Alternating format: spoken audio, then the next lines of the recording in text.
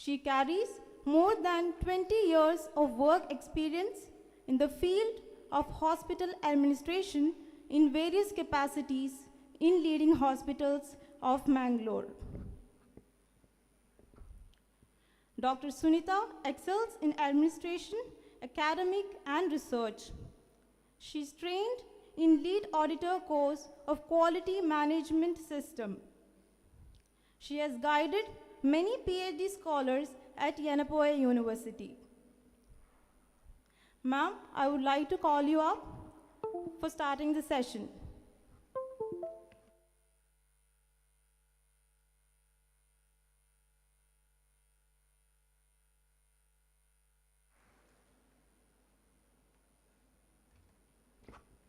Good morning. I cannot hear you. That's nice. You all had breakfast? Excellent.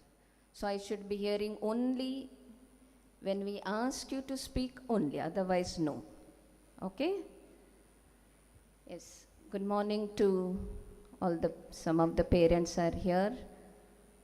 Welcome. And all my dear students. We were supposed to have the formal inaugural session first at 10 o'clock. Since our Honorable Vice Chancellor Sir is being busy, we have moved that to 12 o'clock. But we are starting with the sessions of Deeksharambh. Now just to give you an introduction, what is this Deeksharambh? This is the student induction program.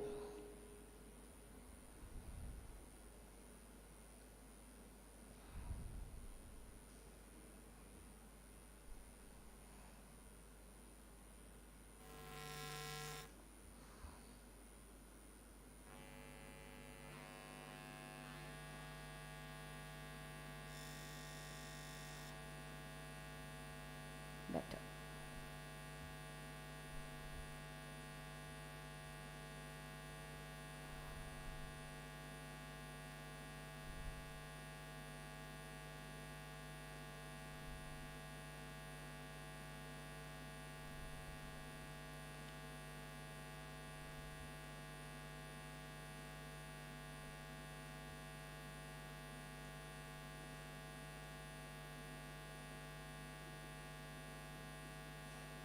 Yes. So this is a student induction program. Now why we are doing this program? All of you are from secondary education, 10+2 you have completed. And now it's a new beginning. It's kind of a new life where there's a big transition.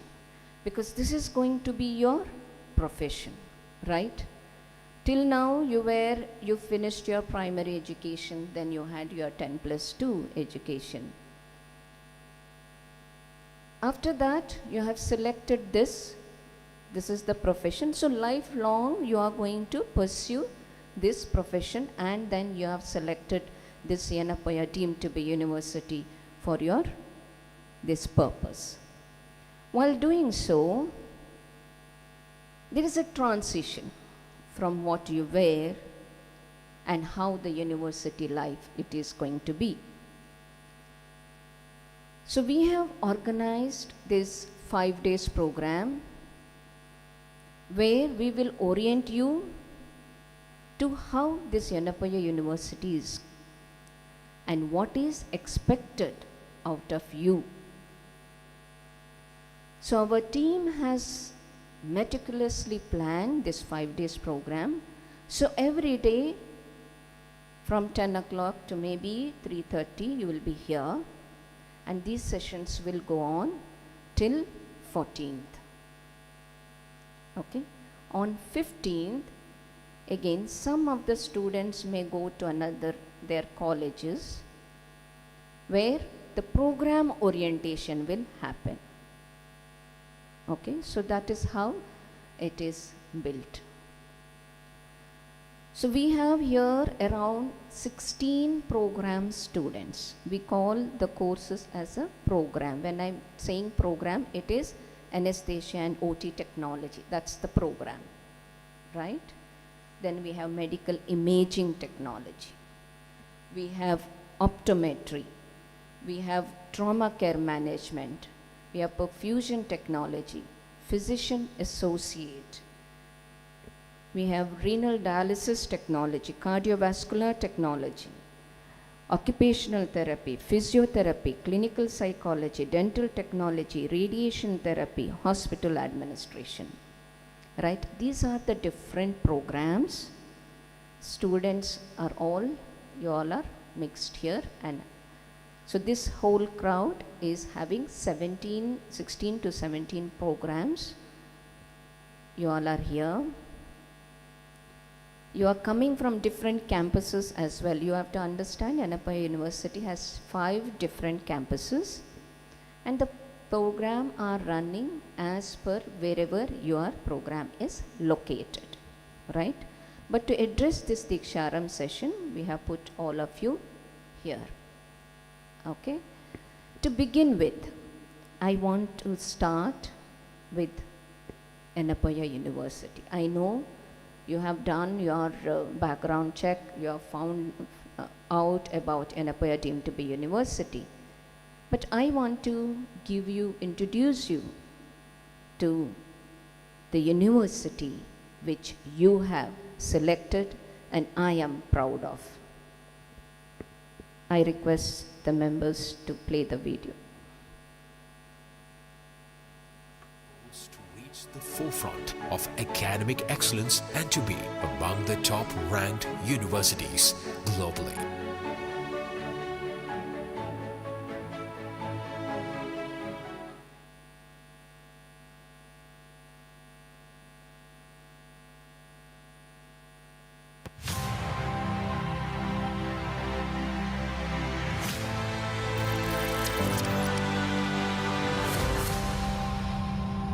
The Islamic Academy of Education was established in 1991 by Mr. Yenepoya Abdullah Gunhi, an entrepreneur philanthropist, with a vision to provide quality higher education.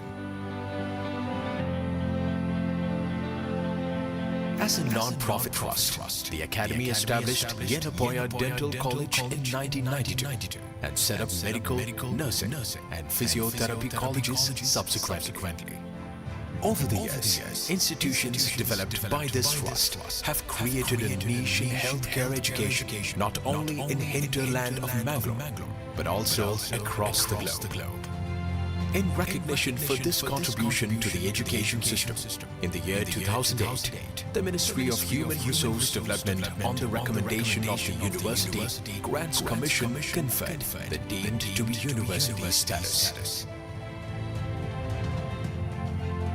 Yenepoya University thus became the first unaided deemed university to be established in the Dakshina Kannada district of Karnataka. The university, following the accreditation in 2015 by the National Accreditation and Assessment Council with an A grade, has diversified its academic prowess and scope by establishing Yenepoya Pharmacy College and Research Center and Yenepoya Institute of Arts, Science, Commerce and Management in the year 2017, the Yenepoya Ayurveda Medical College and Hospital and the Yenepoya Homeopathy Medical College and Hospital in the year 2018, the Yenepoya Institute of Allied Health Sciences and the Yenepoya College of Naturopathy and Yogic Sciences in the year 2021.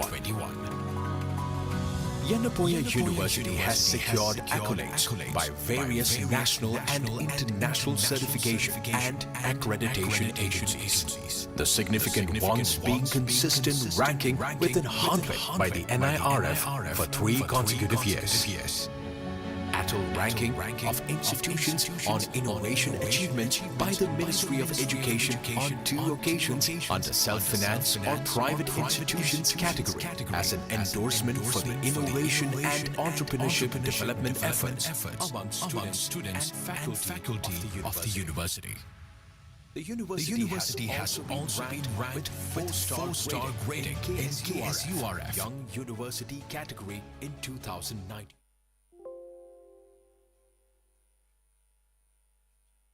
The university has been among the top 50 institutions in India in the SCI MA Geo Institutions ranking consecutively during the last 2 years. There are multiple faculties of study in the university which are represented by the standalone constituent units. These institutions are spread over a total built area of 1,44,453.11 square meters to accommodate academic and administrative activities. Curricular diversification has been the focus of the university. It offers more than 100 programs at the undergraduate, postgraduate, super specialty, doctoral and postdoctoral levels. The university has enrolled more than 6,000 undergraduates, 600 postgraduates and doctoral students, complemented by over 500 well-qualified teachers trained in ICT-enabled teaching learning processes. The classrooms, similar halls and demonstration rooms are ICT-enabled with Wi-Fi facilities extended to all strategic locations in the campus. The integration of information communication technology in teaching learning meets innovative educational standards. Self-directed learning is supported through e-resources on the customized learning management system. Choice-based credit system incorporates a wide spectrum of electives in majority of the programs offered. Internships, industry visits, community postings, skill development training and early exposure to research equip the students professionally competent for employment. The mentorship program supports the mentees throughout the duration of the program to enhance learning experience and personal growth. Community-based training is imparted through the urban rural health centers, PHCs, Rural Healthcare and Development Center, and mobile clinics to inculcate social responsiveness.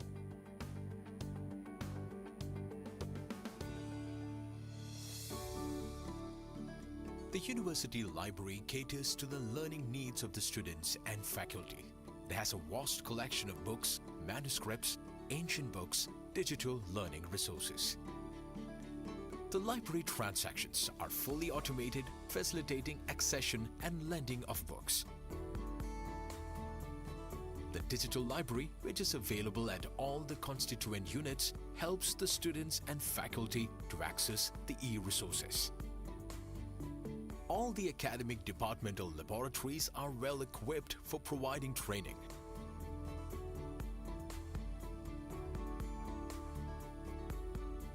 To enhance experiential learning and skill acquisition, the university has created Centers Advanced Surgical and Skill Enhancement Division, ASSEND, and a state-of-the-art advanced comprehensive clinical training and simulation center.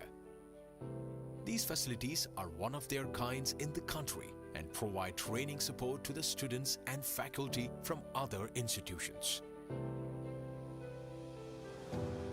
The examination section is fully automated with an indigenously developed examination management system procedures involved in the pre-examination, examination, and post-examination processes.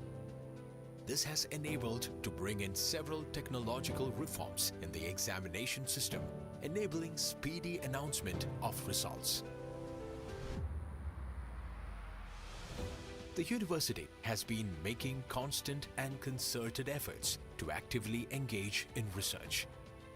Research support facilities available in the university include state-of-the-art central research facility with modern equipment for conducting advanced research in emerging areas like microbiomes, cell signaling, nanoscience and microfluidics, stem cell and tissue engineering, systems biology and molecular medicine,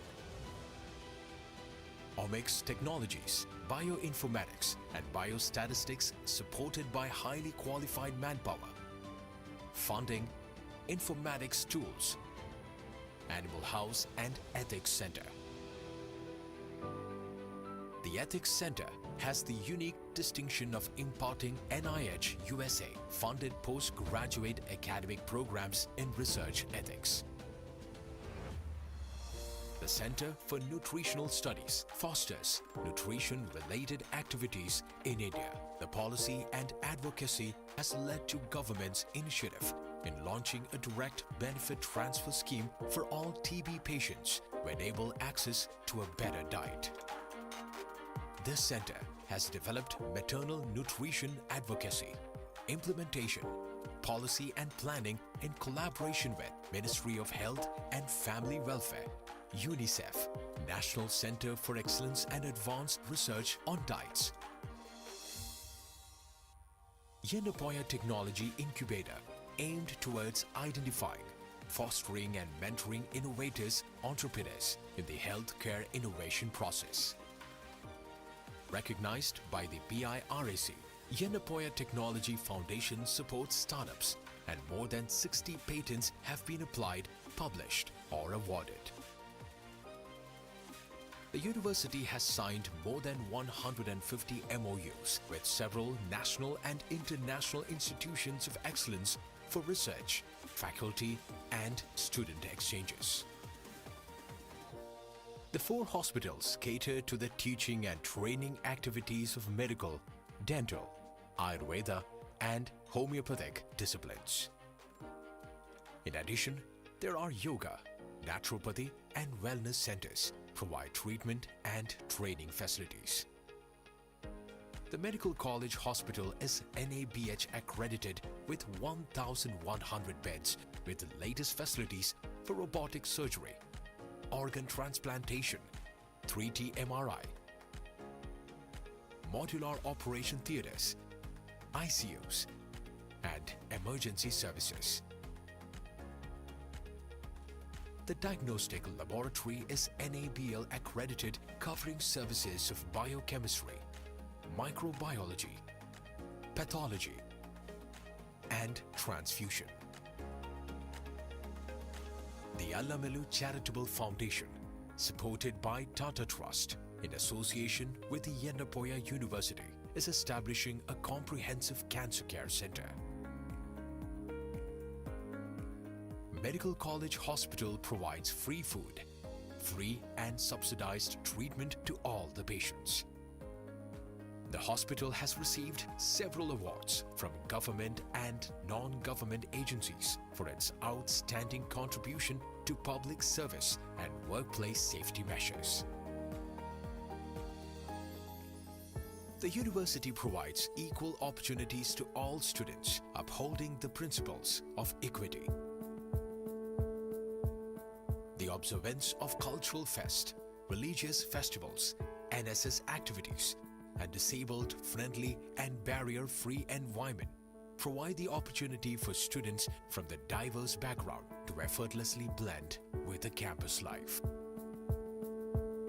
The international student cell caters to the needs of overseas students to seamlessly adapt to the campus environment. The Student Council provides a platform to undertake various co- and extracurricular activities. The university provides scholarships, fee waivers, and fee concessions for financially weaker students and promotes gender equity. Career Guidance Cell prepares the students for entrance competitive recruitment examinations. The Placement Cell, in association with Alumni Association, organizes campus placement drives. Students participate in extension and outreach activities through camps, awareness programs, and have adopted several villages for comprehensive healthcare support. The university has created excellent sports and auditoria facilities to support the physical and recreational requirements of the students and faculty. Endurance Zone. The indoor auditorium has a multi-purpose hall, basketball court, shuttle badminton, volleyball, gymnasium, squash court, table tennis, and board games.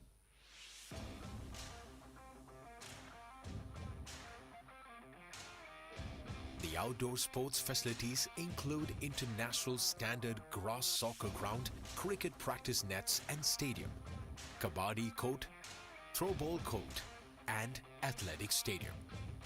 Foodcraft caters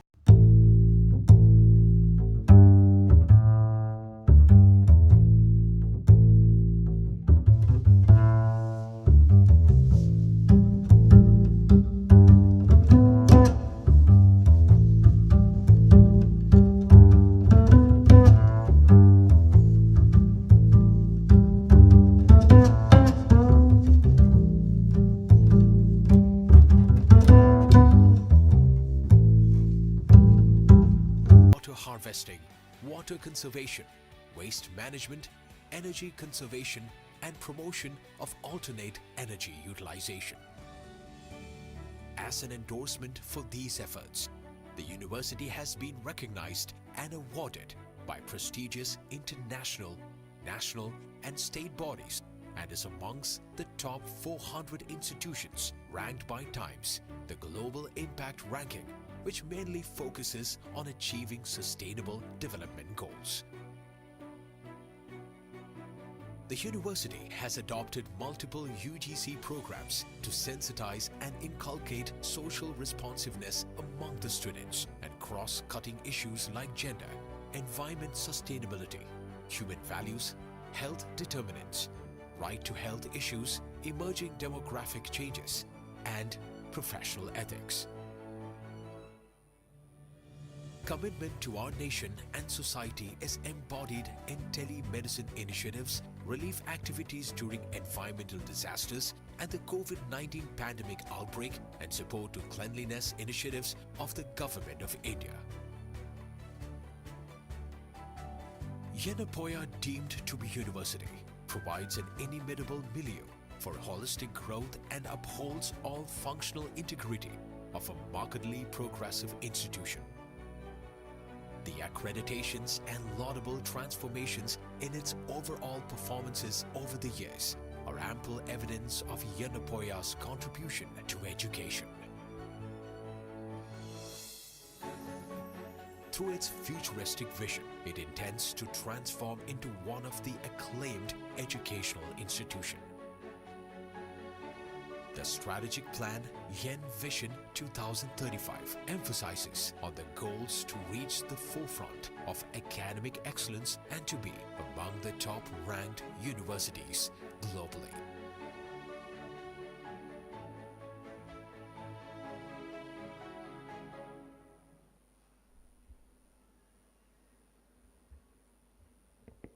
Hope that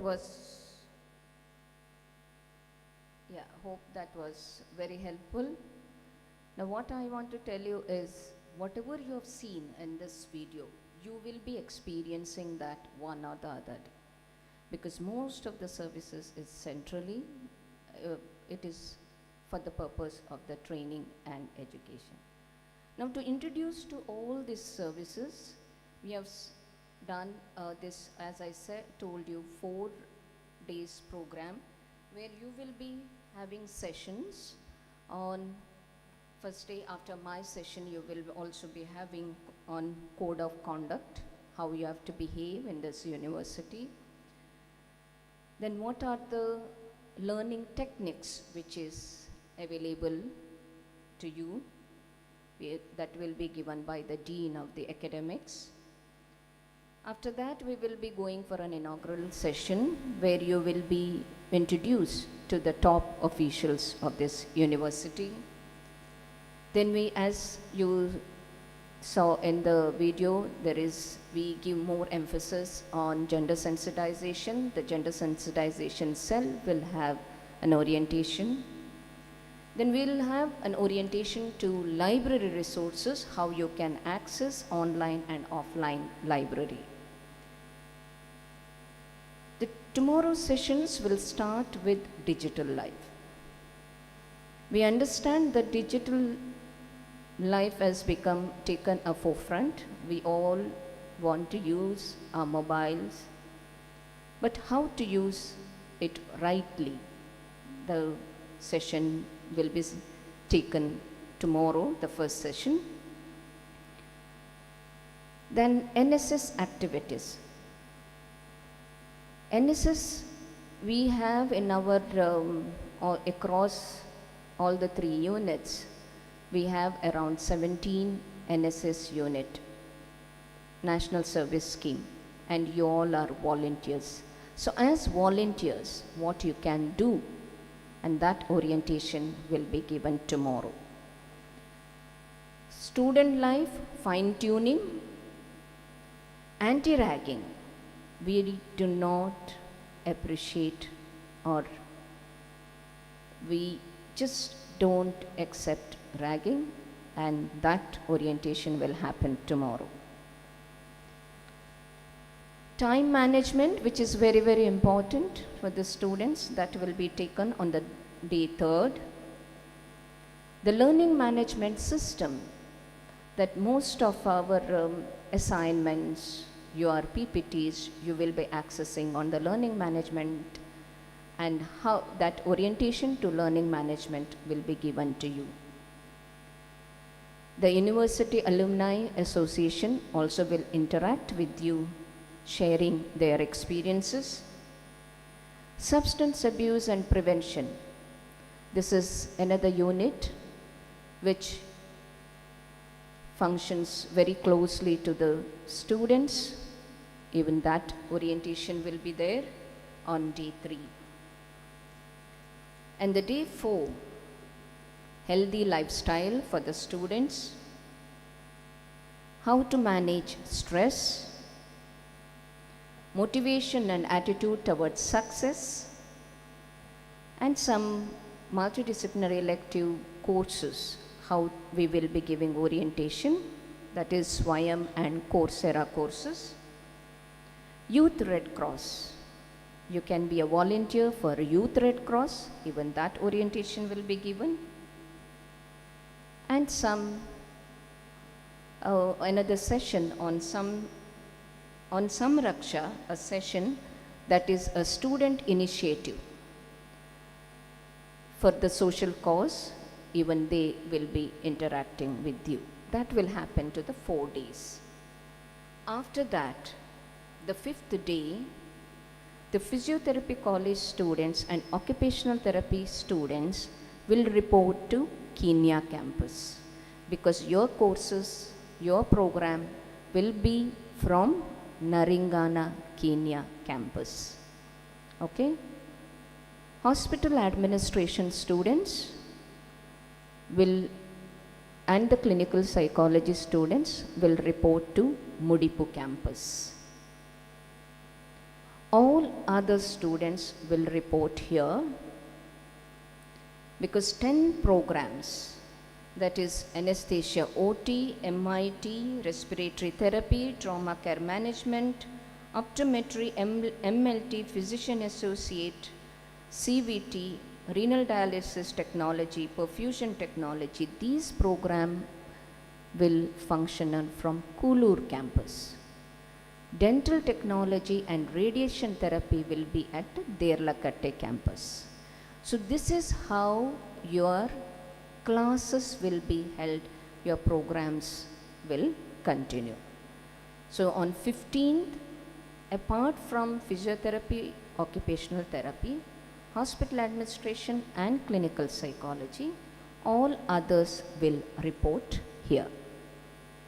This is how your 5 days program is scheduled, and after that, once you have oriented to all our services, we will be starting from 18th your regular classes. So dear student, wishing you all the very best success for your life at Yenepoya University. I again welcome you and all the very best. Thank you.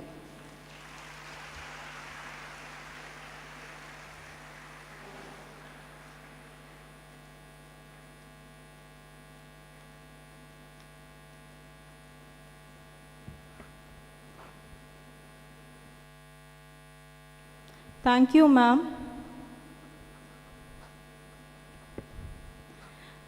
I would like to call Deepa ma'am to present certificate to Dean.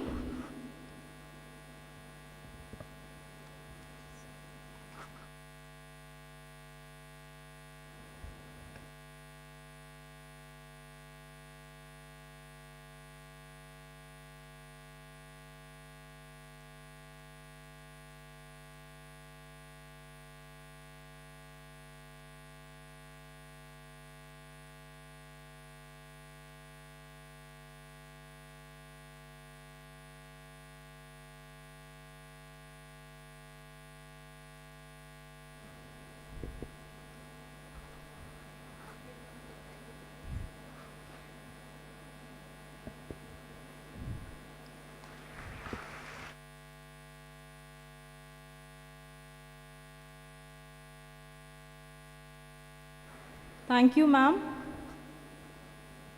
Students who have arrived now, please sit according to your courses.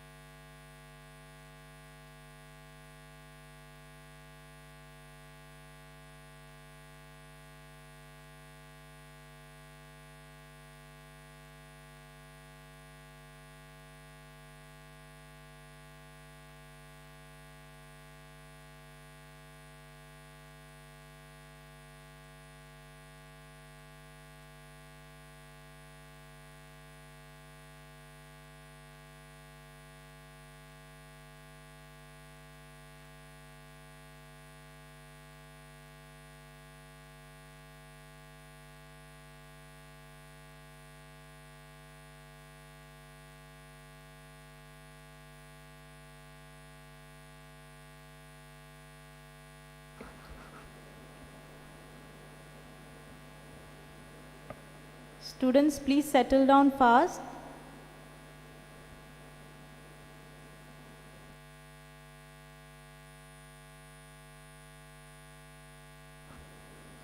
We'll be starting the next session about the code of conduct shortly. Sir will be joining us shortly. Until, please, everybody settle down.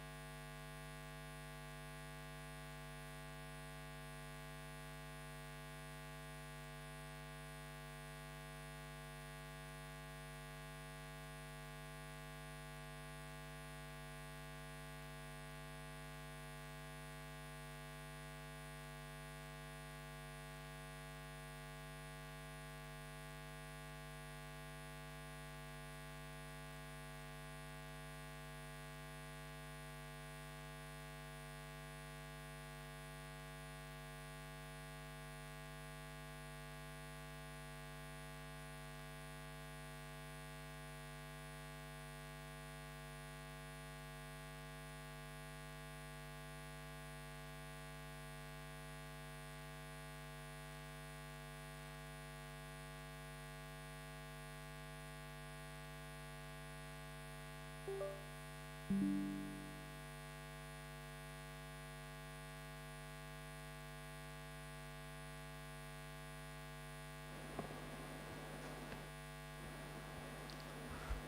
would like to call Lieutenant Colonel Pankajakshan K, Chief Administrative Officer, Yenepoya Deemed to be University.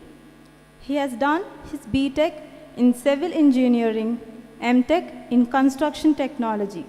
He is an ex-registrar at NIT Calicut. He has 34 years of commissioned service in the Indian Army as an engineer officer and handled many important positions like Senior Administrative Post of Army, Executive Engineer in Military Engineering Service, Project Manager of prestigious Indian Naval Academy, Project Erimala, and Commanding Officer of NCC Unit at NIT Surathkal. He joined Yenepoya Deemed to be University in November 2021 and managing campus administration, security, transport, housekeeping, public relations, and project and maintenance. He is the nodal officer for anti-ragging in the university. Sir, I would like to welcome you to the stage.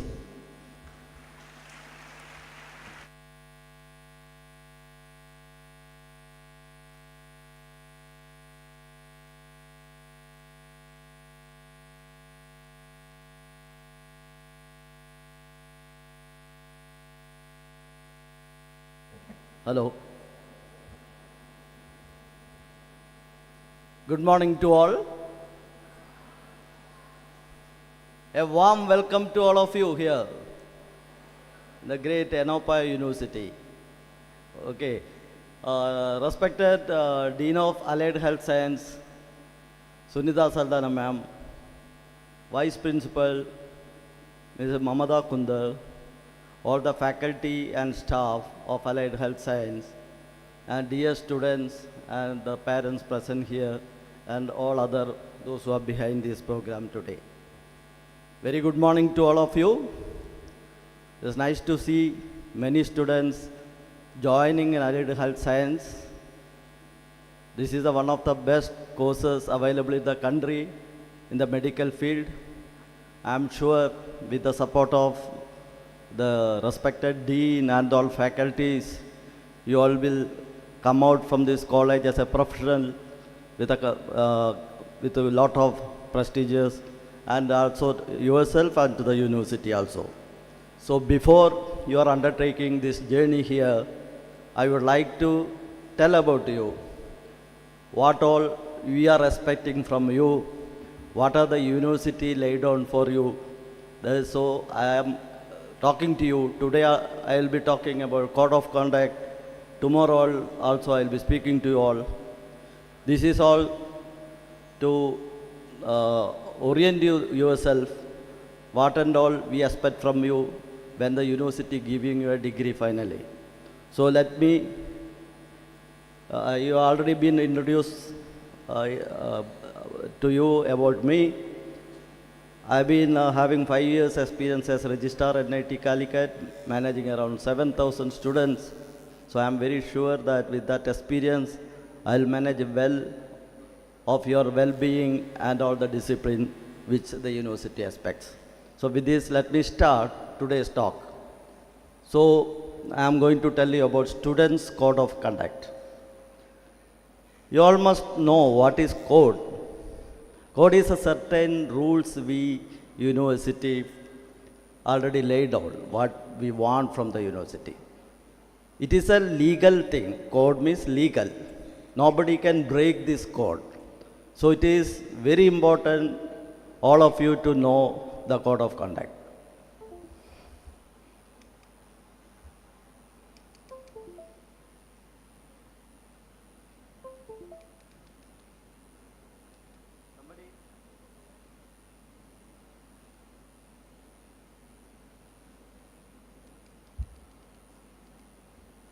Next slide, otherwise.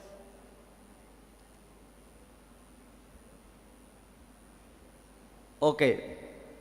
Code of conduct. Certain rules listed by this university which have to be followed by all the students. This code reflects your culture and values during this course and when you pass out from here also. Our faculties, administration take the rules very seriously. Whoever breaking, we are very strict on this. Breaking the code of conduct may result in serious consequences. Next, please. Okay, before that, it is my responsibility to orient yourself. We have many colleges here, basically located in 4 campuses. So you can see Yenepoya Medical College University and Dental College. Dental College is the oldest college out here. These 2 colleges located where you are sitting. So you all should know what and all happening in and around apart from your own students. So next comes the nursing college, pharmacy, Ayurveda, homeopathy and naturopathy. These all located a campus called Kinia campus or Ayush campus. So this is around 12 kilometers from this place. So some activities they will also be coming where you are sitting. This is called as endurance zone. They also will be coming for some activities. So another thing, where your campus, Yenepoya Institute of Allied Health Science and Physiotherapy at Mudipu campus. So many doubt because so many students came out, my iCard says Mudipu campus. Why I am here in the Kulur? Our respected dean would have spoken to you. First year, we wanted to concentrate on the theory part. So all the first year of other than BPT, this BHA and clinical psychology, all other students will be studying at Kulur campus, which is around 12 to 13 kilometers from this place. So we have made a separate provision for the hostel also. There is no point of traveling all the way from here to that Kulur campus. So yesterday some of them, those who are in the Kulur, hostel and that Valencia hostel, all the girls, they all have so many clarifications. The parents are worried about little bit, but we can all make sure that hostel become one of the best hostels what we are having in this university. So we are already committed, the parents, yesterday I have been there, so I already told, so whatever inconvenience you are facing now will be sorted out within 2-3 weeks. So all of you are the students, you have to face, you have to challenges, so all your parents, we understand, they are all concerned, but you are the people, make them happy, make them give the confidence that you are in a better place. So you can see that campus, Mudipu campus. So it is divided, some students in Mudipu and others in the Kulur campus, where you can see last the Yenepoya Institute of Arts and Science and Commerce, Belmata and Kulur campus. So one question, there may be some degree students. So first year students, majority of them will be at the Kulur campus. So you have to strictly follow the code of conduct because you are studying with some other students also in the same building. Next, please.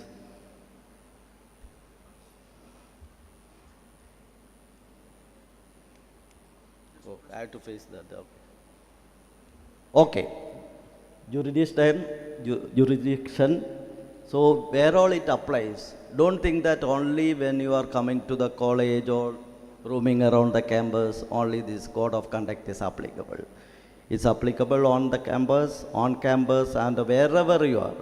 Till the time you are our students, it is your responsibility to follow this code of conduct. So in future you may be doing internships, some of them may be going for internship, other hospitals, that time also we don't want any indisciplinary case coming up. So you all have to follow what we are expecting from you. Field trips, student exchange program, research at another institute, or NSS camps. Many of them will be opting for NSS camps. Even when you are going for the camp, you have to maintain this code of conduct.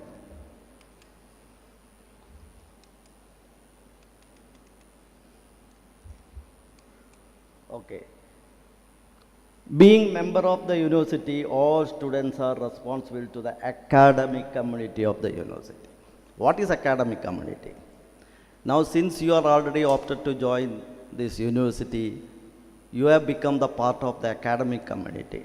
You are the students, so in the academic community, faculties will be there, all the staff, other supporting staff, everybody will be there. So it is it is a responsibility to the academic community. Whatever action you are doing, you are responsible. All students assume responsibility to observe standards of conduct that will contribute to the pursuit of academic goals and welfare of the academic community. Not only whatever your action should get you a good name, you should pass out in a very good manner, and also it should promote the academic community's name also. That is the aim. Practice high standard of academic and professional honesty and integrity. It's very important word, honesty and integrity. Whatever you are doing, you have to be honest, and you should have integrity towards you, towards your college, the university, and finally towards the country. That is what we are expecting. So very important word, honesty and integrity. If you follow that, you will not land up in any problem in your upcoming days. So respect the rights, privilege, and property of other members of the academic community. It's not only yours, you have to respect others, you have to give respect, then only you get respect. So please respect the others, those who are studying along with you, and the other students who are studying in other campuses also.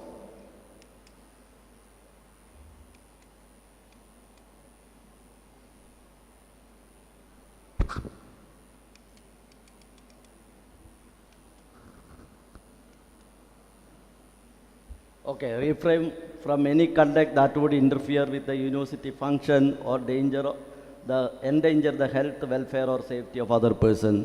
Whatever your action, it should not put the university in a bad name, and their function should not be interfered, and it should not, your activity should not endanger the health of other members of the community.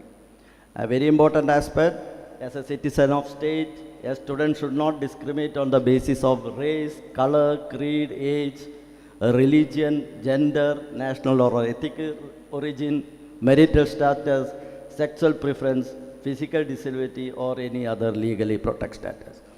I can tell you, you are from various places, most of them from Kerala, from Kasaragod to Trivandrum, so you should not think that I am from Kasaragod, I am from this place. So make a group, make others feel bad, should not done. So you should not discriminate them. Somebody from poor family, somebody from Gulf country, they already studied 12th standard, they came here. Once you are part of our community, you should treat everybody at par. We don't want you are doing any injustice to anybody. They should all time conduct themselves in a manner which is not prejudicial to any law of the land. Apart from that, whatever rule says legally, you should not get caught for the wrong thing.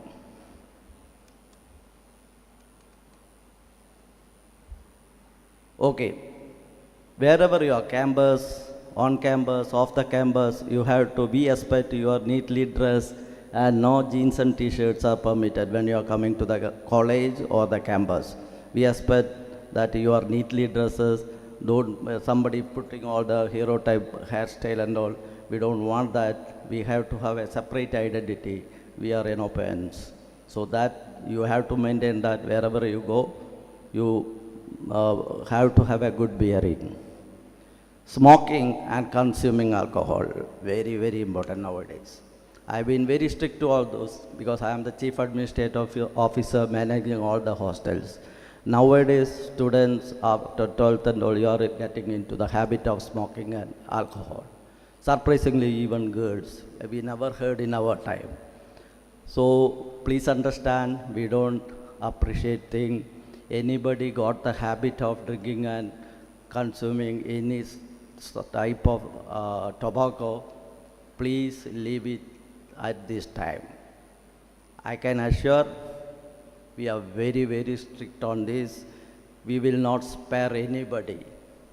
We will not spare anybody. If anybody can't live without that, please inform us we will get you treated. This is our promise. But this will not be accepted. I caught some of the boys are into smoking with all the cigarette packs. So yesterday itself I caught them. We will not accept this. Any kind of ragging. You all first years, you may be getting scared, somebody will be ragged, but we ensure that no ragging in this campus. Again, it is your responsibility to inform us, anybody misbehaving with you at the right time. So if you are silent, we can't do anything. As it was told, I am the nodal officer for anti-ragging for the entire university.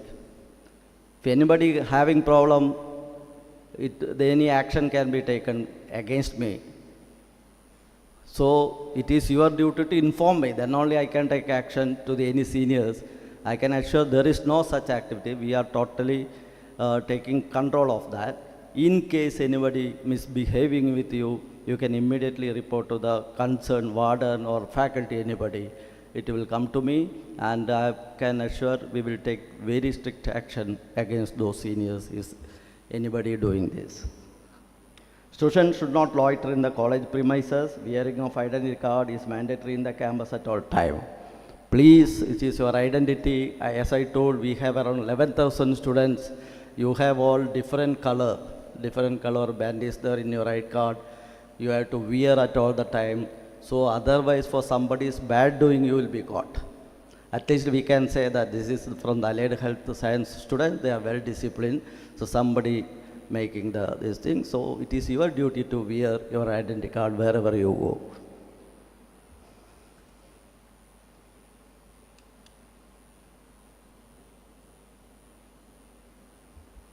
Okay, whatever laboratory, classroom, hostel facilities given to you, you have to, it is your responsibility to maintain, and you should not damage those items. Somebody is doing that, it will be informed to the respective principal, and the fine will be charged from you. First of all, we don't want to do that.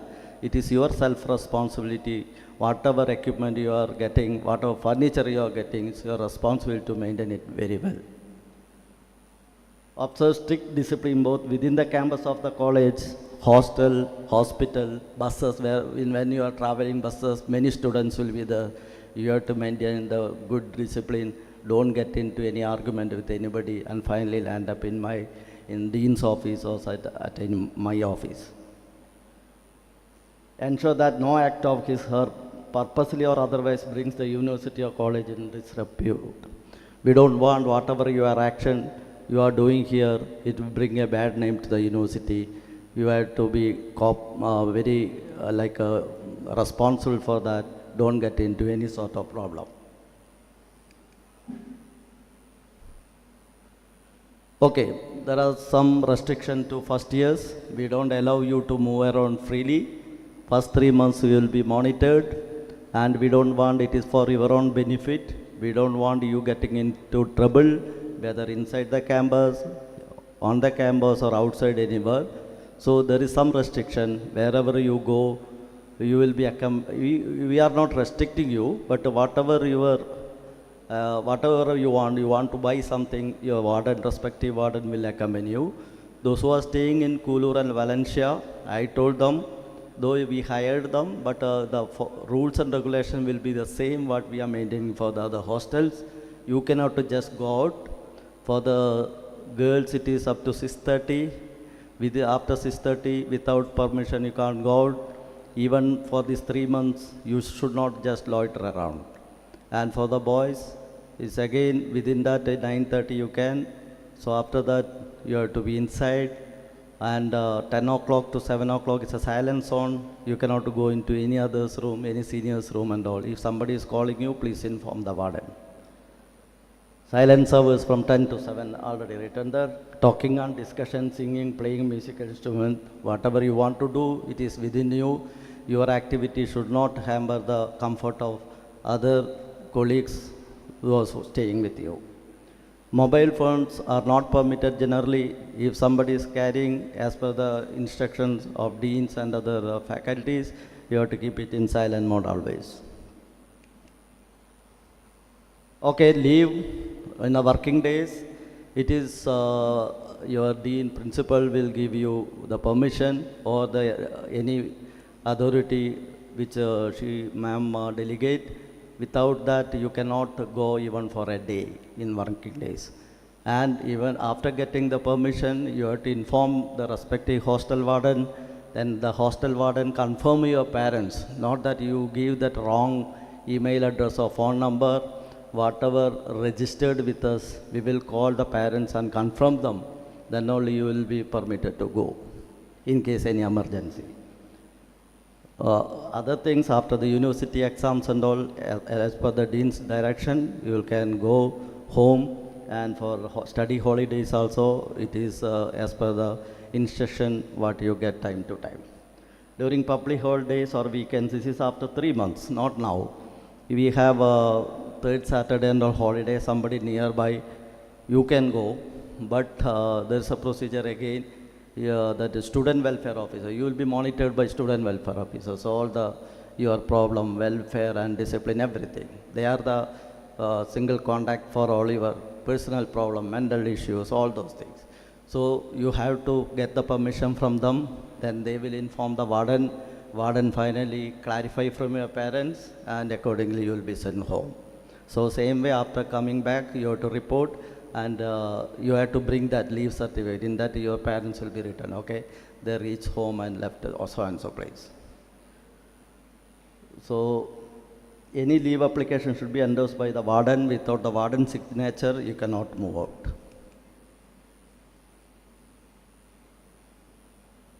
Okay, disciplinary misconduct. These are the misconduct which is very, very serious, and we can take the strict disciplinary action. Plagiarism means you cannot copy. Somebody has done the work and you just put it in your work. If the faculty or any coordinator, you can be punished. Cheating on assignment or examinations, you can't do that. Disruptive conduct, very important in my, as far as I go. You cannot have a disruptive conduct. You throw the chairs or anything and do a disruptive conduct. When anybody caught, we all place that CCTV camera. Whatever action you are doing, it will be come in that camera. Discrimination, I already told, you should not separate the people because of religion, because of caste, because of their economic status. You cannot discriminate. So anybody hurting anybody, again you will be taken for disciplinary action. Falsification, please ensure whatever certificate, whatever qualification you are endorsed here, that is correct. And in the future we come to know that it is incorrect, again disciplinary action will be taken against you. This is very important, refusal of identity. Somewhere you are going and that any authority, anybody, faculty, staff, anybody, who are you, what is your name, what is your ID number, you have to sincerely tell them, I am so and so, don't worry. If you give a wrong this thing, then your punishment will be severe. So don't worry. Even we don't expect everybody crystal clear. You may do some mischief here and there, but it is your duty to honor it up. Okay, I am so and so. Okay. So please tell anybody asking you which student you are. Okay, I am from Allied Health Science. I am so and so MLT, MIT, whatever course, and my number is this. Don't worry. So that is the correct thing. Own it up, whatever you are doing. So don't cover it up. That we don't accept. Illegal or unauthorized possession or use of weapon. Anybody got any personal weapon? With you, any pistol, something? I am a good firer, so you can give it to me. When you pass out, I will give back. Otherwise, you cannot use it. Block apart. You can't keep any knife or anything with you, which will hurt others. So don't use that. At the spur of a moment, when you get angry, you may use it. So we don't want that. Don't keep any unauthorized weapon in your custody in the room.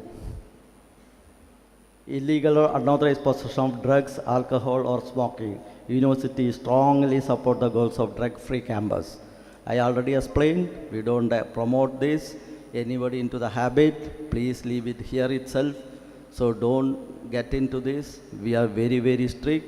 We wanted to make the substance-free campus and alcohol-free campus, ragging-free campus.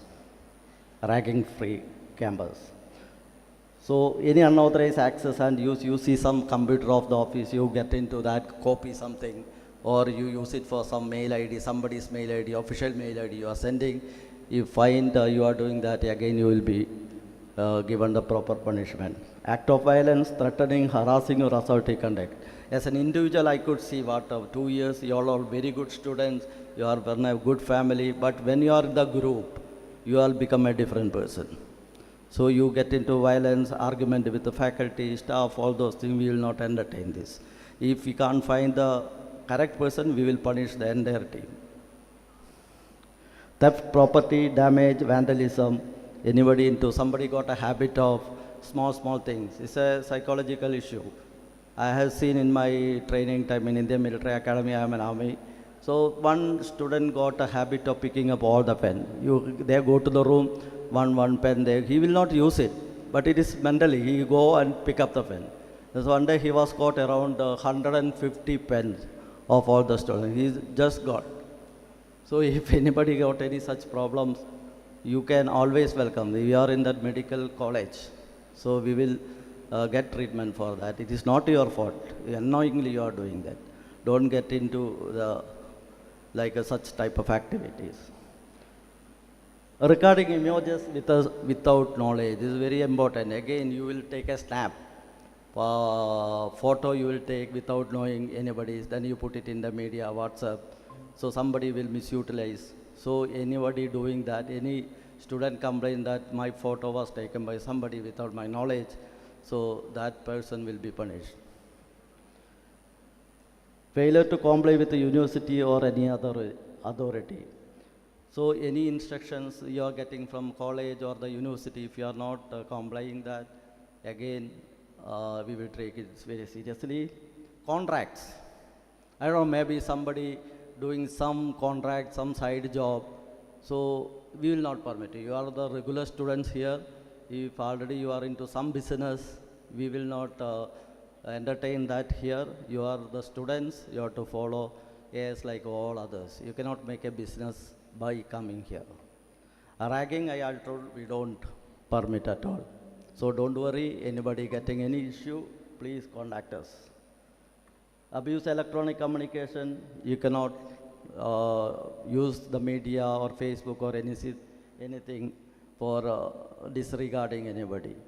Media contact, I have seen yesterday, it's something, it is our own this thing, going to media, getting into Malayalam newspaper, Madhubhumi, Manorama and all.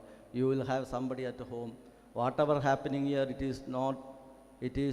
we will resolve. You have to report to us. It's not that media can do something.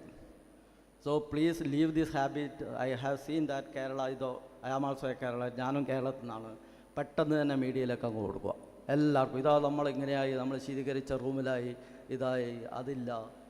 എന്താ ആവശ്യം? Media എന്തെങ്കിലും ചെയ്യോ? Please ഇതെല്ലാവർക്കും കേരളത്തിൽ നിന്ന് വരുന്നവർക്ക് പെട്ടെന്ന് media. കർണാടകയിലൊന്നും ഇല്ല അത് കുട്ടികൾക്ക്. Because Kerala the media is waiting for U.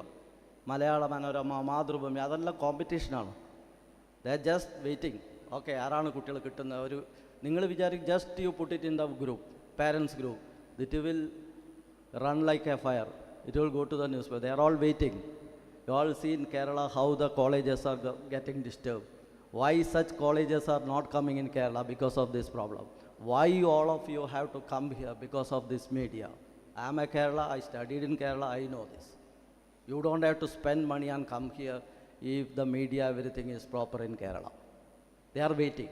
So it's your duty when you are studying. Any problem, your dean is there, your faculty is there, your staff is there, I am here, you can come and contact. We resolve the issue. Media cannot do. Don't think that, oh, ഞാൻ അവരെ വിളിക്കും, ഞാൻ MLA-നെ വിളിക്കും, MP-നെ വിളിക്കും കേരളത്തിൽ. Nothing will work. We are for you. Please make it clear. Please tell your parents also. Parents just yesterday came. After 3 years, it is our responsibility. The dean and faculty, everybody responsible. Will they save you? Will you commit any mistake? You will be dismissed from this thing. So now you are as the part of the academic community, your behavior will be according to the university norms. You all know, your all parents are telling one of the best university. So it is your duty to maintain the reputation. So any other act, whichever not specified here, which the university feels as incorrect, we can take action.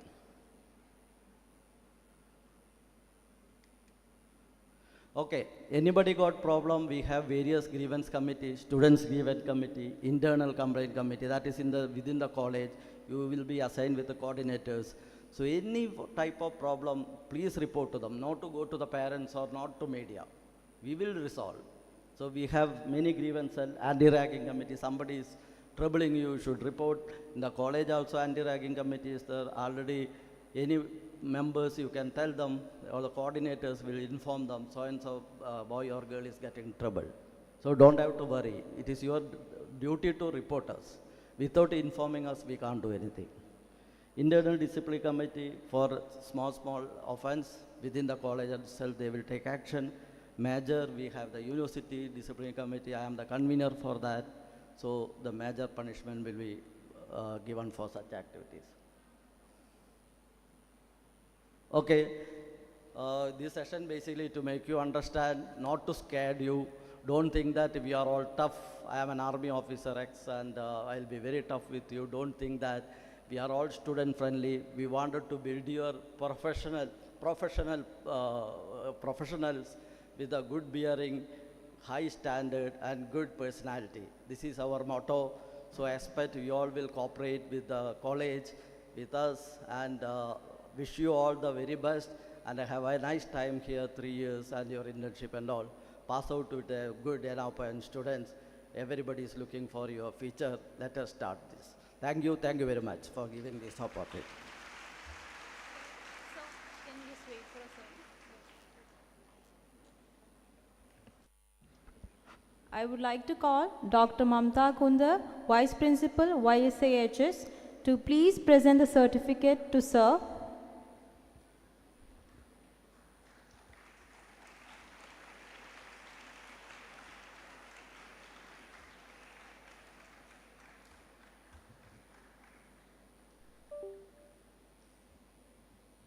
Thank you, ma'am. Thank you, sir. Now we have Dr. Ashwini Dutt R., Dean Academics, Yenepoya deemed to be University, Professor HOD, Department of Physiology, Yenepoya Medical College, Yenepoya deemed to be University. He has medical graduation from Sri Siddhartha Medical College, Tumkur, postgraduate degree MD in Physiology from Kasturba Medical College, Mangalore. Later, he completed PG Diploma course in Bioethics and Medical Ethics from Yenepoya University. He has an International Medical Education Leadership Fellowship Program of the Foundation for Advancement of International Medical Education and Research, FAMER, from PhD FAMER Regional Institute, Coimbatore, and postgraduate diploma in Healthcare Institution, Education Management and Administration from IGNOU, New Delhi. He has completed 25 online courses on e-learning, online teaching, simulation-based learning, emerging technologies in learning, quality improvement in healthcare organizations, transformational leadership, qualitative research, healthcare management, scientific writing, geriatric nutrition, diabetic research, exercise physiology, and medical ethics. He is the editorial board member of 4 journals and peer reviewer of 8 journals. He has published 50 articles in reputed journals. He was served as an organizing and resource person for workshops in physiology, research methodology, medical education, scientific writing, and PhD coursework. He was conferred with the Best Teacher Award in 2018 and felicitated on the National Doctors' Day in 2022 in Yenepoya deemed to be University. He is a faculty at PhD Center, NAC coordinators of Yenepoya Medical College, Chairman Board of Studies, Member of Board of Examination, Faculty Development, Curriculum Committee, Scientific Review Board, Coordinator for Implementing Outcome-Based Education Coursera MOOC, Digital Learning, Simulation Team for ACDSN, IQAC of Yenepoya deemed to be University. Presently, he is Associate Dean and Professor, Physiology Department in Yenepoya Medical College. Sir, over to you.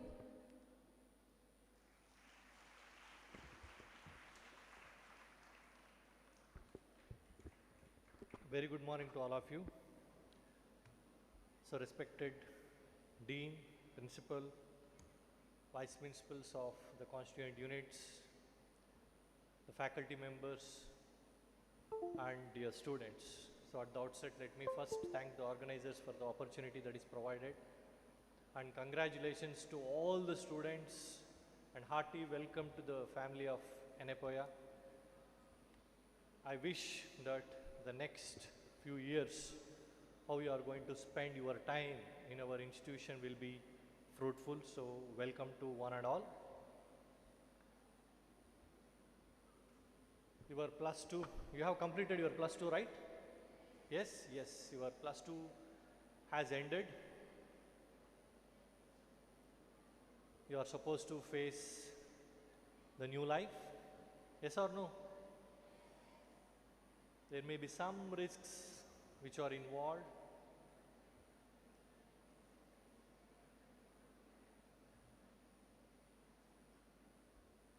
You may need to face some roadblocks in this journey. You have to jump over the obstacles. You have to face some challenges. You have to be alert during this whole journey. You have to be very careful. With utmost caution. Be ready for the new adventure. Make new friends.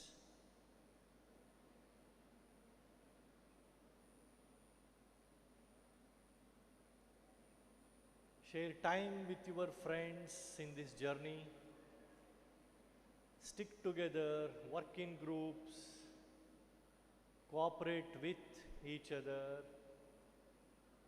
You need to discover new things in this life.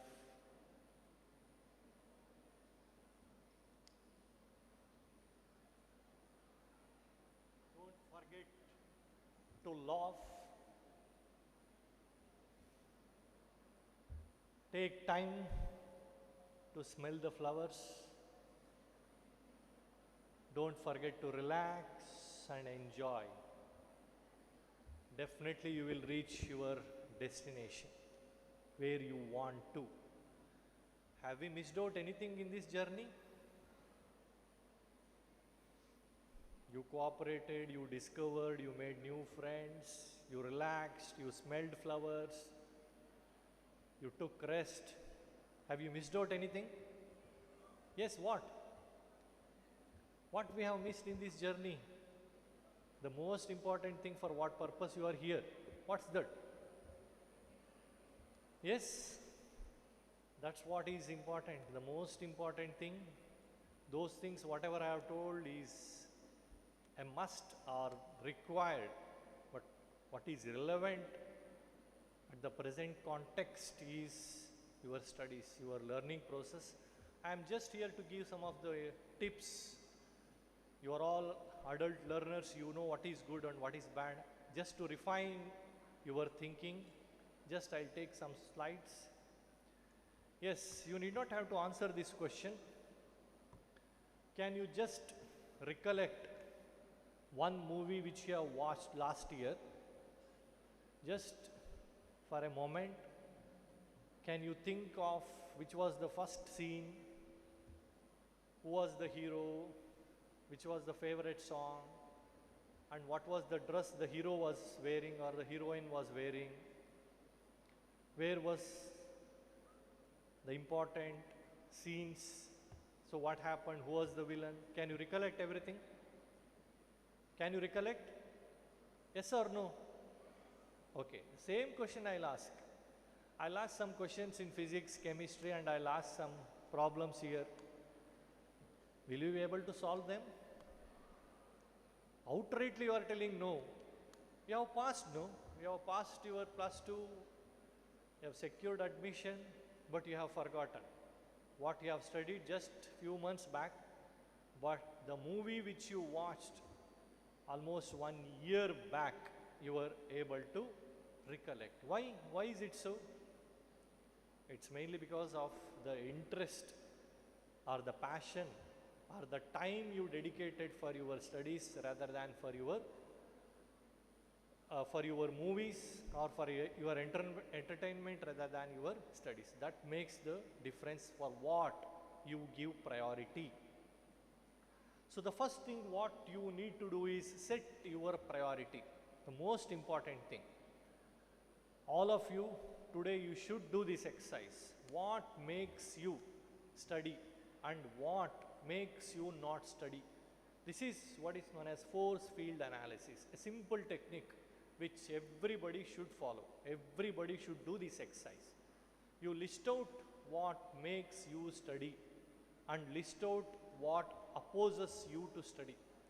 Once you have listed out these, next thing, you should be in a position to strengthen all your positive factors. At the same time, how to overcome the opposing factors or the negative factors. This everybody should do. You have passed your 10th, you have passed your plus 2, you have reached your college, but if you are not aware what is your strength, what makes you study well, which are all the opposing forces, take the help of the faculty members who will guide you to overcome those opposing factors.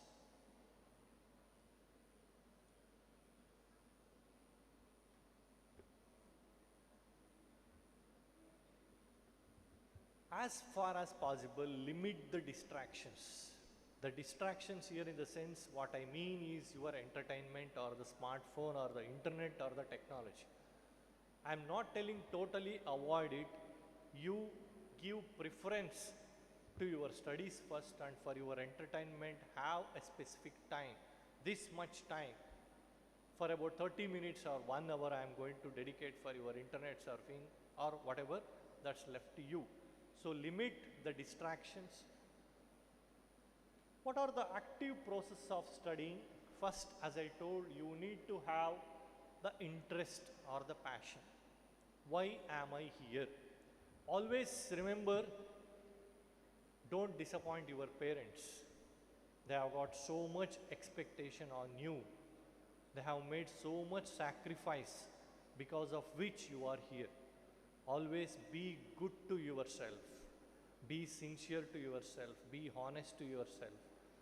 Be good to your parents and then to the institution, and definitely you are going to progress well. Identify the important information. We have got very good number of highly experienced, esteemed faculty, the teachers, who are there to help you out from where you are to study, which are all the books you need to find out, and how to organize the information. They'll conduct different teaching learning methods. There will be quizzes, there will be activities, there will be presentations. The main purpose is to make sure that your learning happens in a positive way. Always plan. If you fail to plan, means you are planning to fail. These many topics I am supposed to complete in 2 hours or 3 hours. Internal assessment is coming up. And how and which are all the topics which I should give importance. So plan properly, set regular time to study, minimize your stress.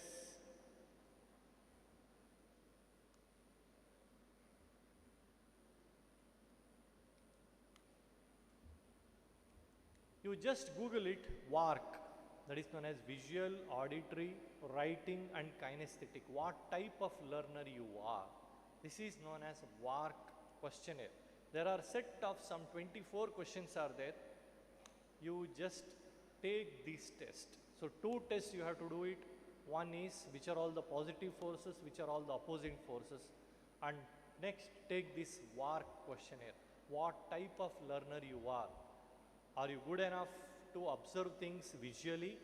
or listening, that is auditory, or reading type, or doing some activity based on which you customize your learning. Stop looking for excuses not to study. Today I am not feeling well, even though you are well. I am not in mood. I don't want to study.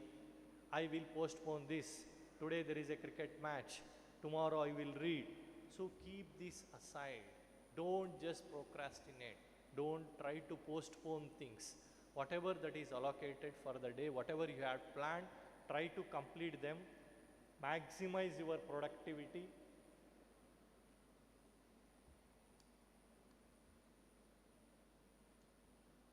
Have all the necessary supplies, the reading material, the resources. You had your learning management system. There will be a session which will be conducted by the IT head. They are going to give a detailed overview of what are all the facilities which are available and how you can learn better using our learning management system. Have one quiet place to study, have a dedicated timetable.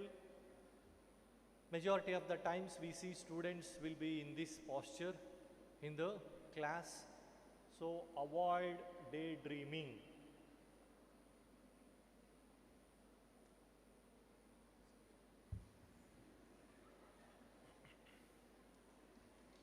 So here student is over smart and teacher is also too smart. So this is the type of generation we need to handle. So don't try to fool the teachers and don't be over smart. So help each other, discuss with your friends, look for the information in the learning management system, take short break time, discuss with your friends. You cannot expect whatever the class has been taken, you will be able to assimilate everything and reproduce. So discuss always with like-minded friends, only related to your topics, nothing other than that. And then take short break. Your brain can sustain only for about 25 minutes, not more than that. It can concentrate only for 25 minutes. So after that, take a break. Take a break means don't go to sleep or don't take your smartphone. So take deep breaths, try to concentrate.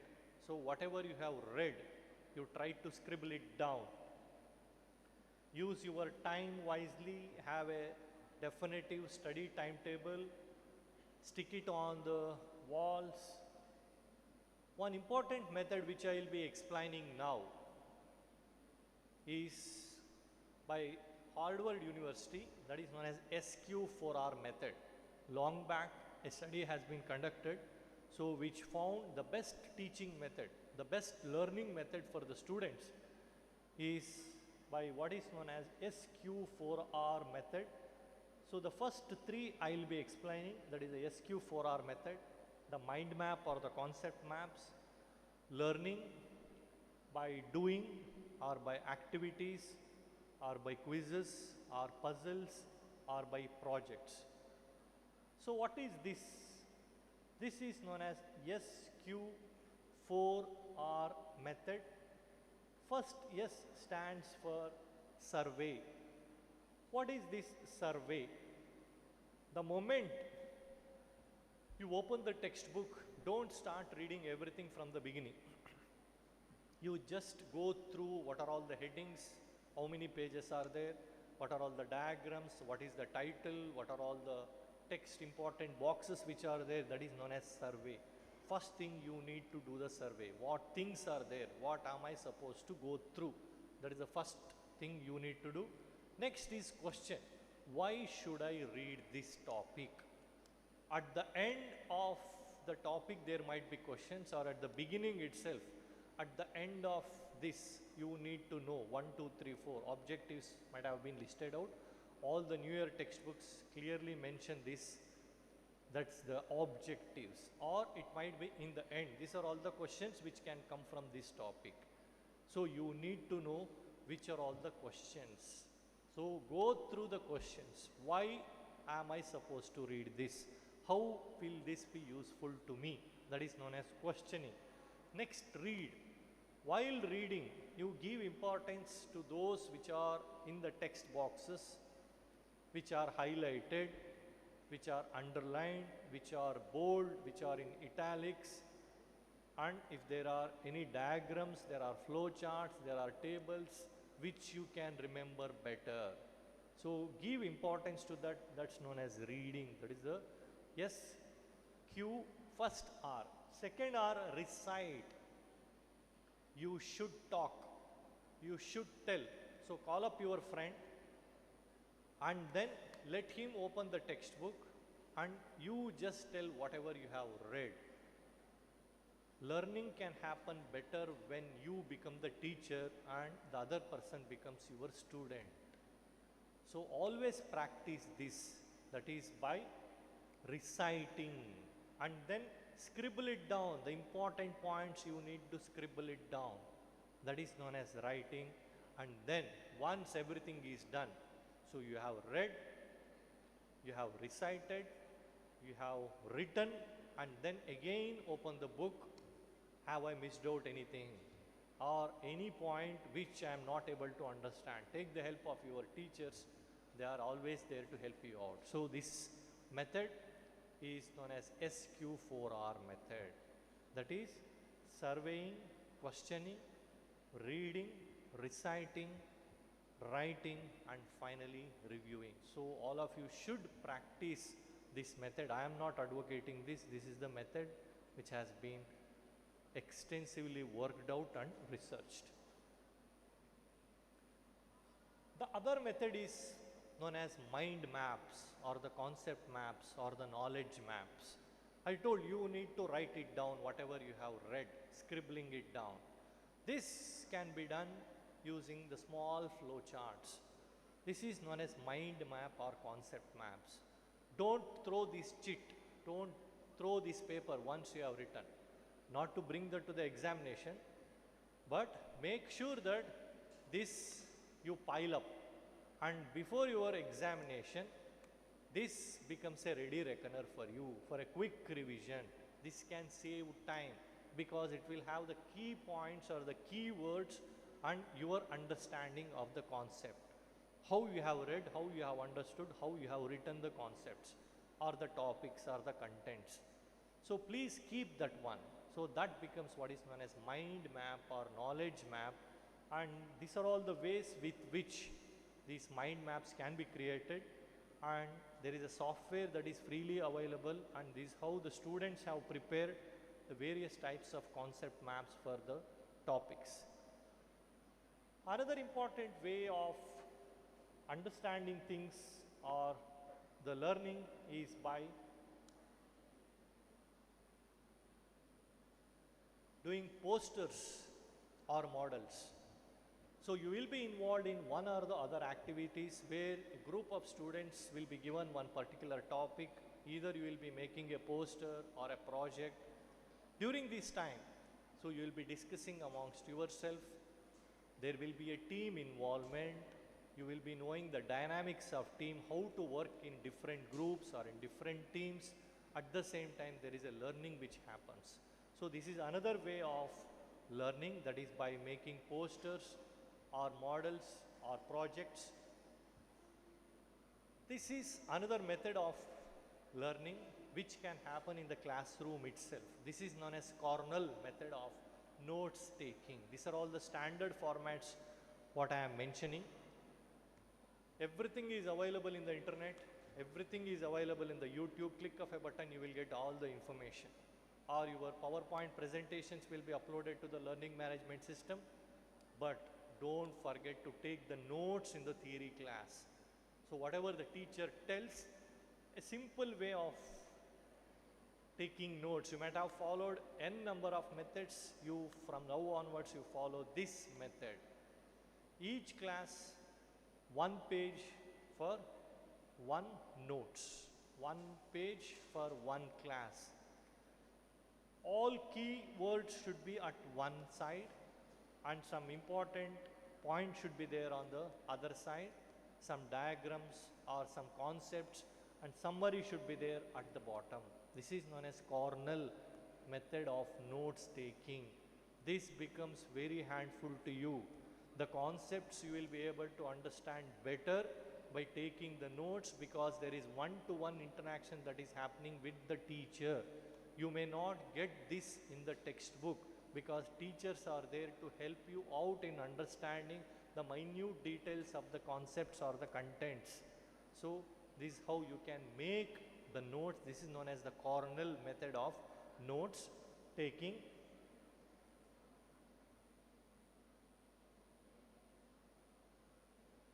Human brain is the God's best creation compared to our evolutionary ancestors. You just go through the next slide. I want everybody to just read the slide. So you can all read the next slide.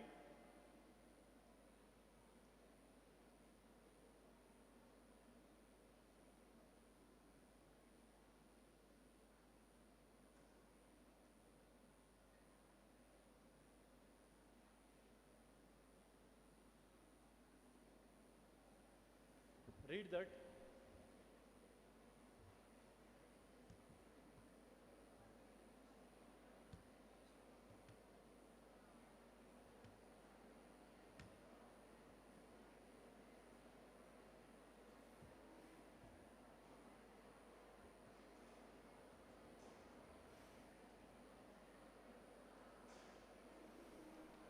Everything you can read, no? Yes or no? How is it possible? All of you are born with same weight of the brain. All of us have got nearly 1.4 kilos of brain. Everybody has got the same weight. It's how you are going to work it out. Makes you below average, average, or competent, too good, or excellent.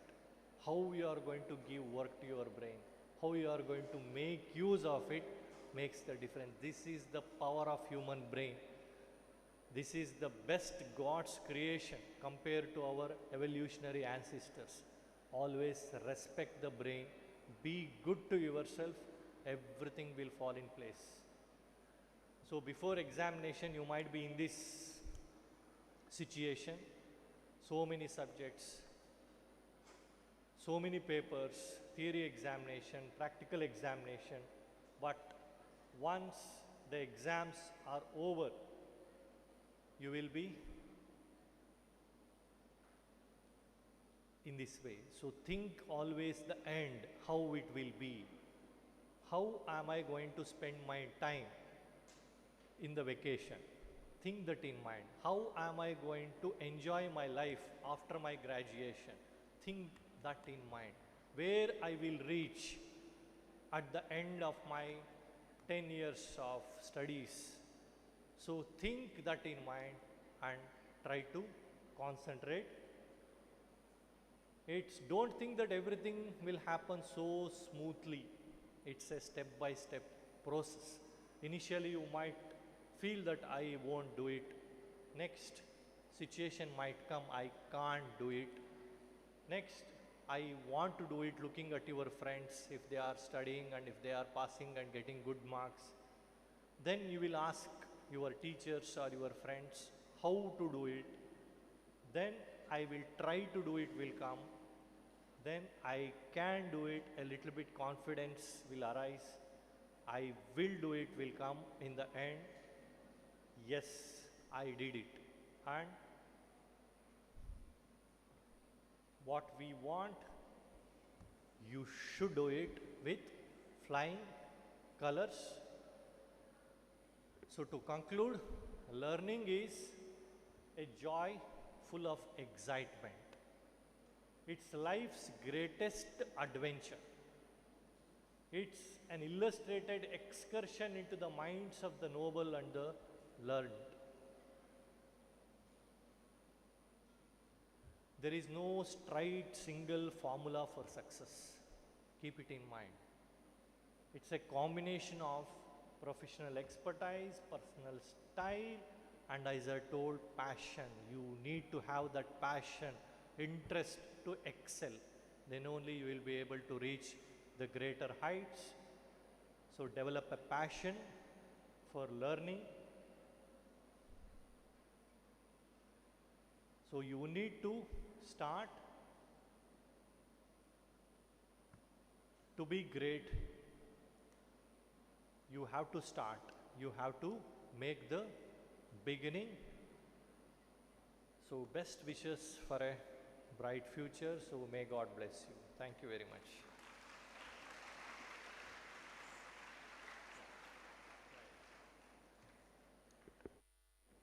To present the certificate, I would like to call Dean to the stage.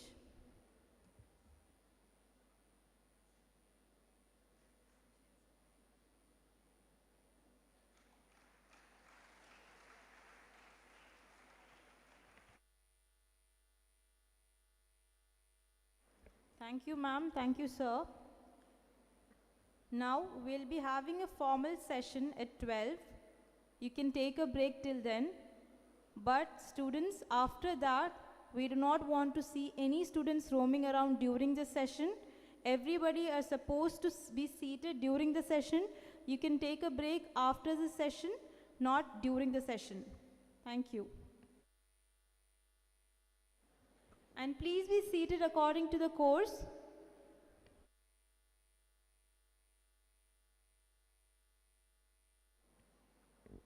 You can take a break now. 12 formal function will begin. At 11:50, please be seated.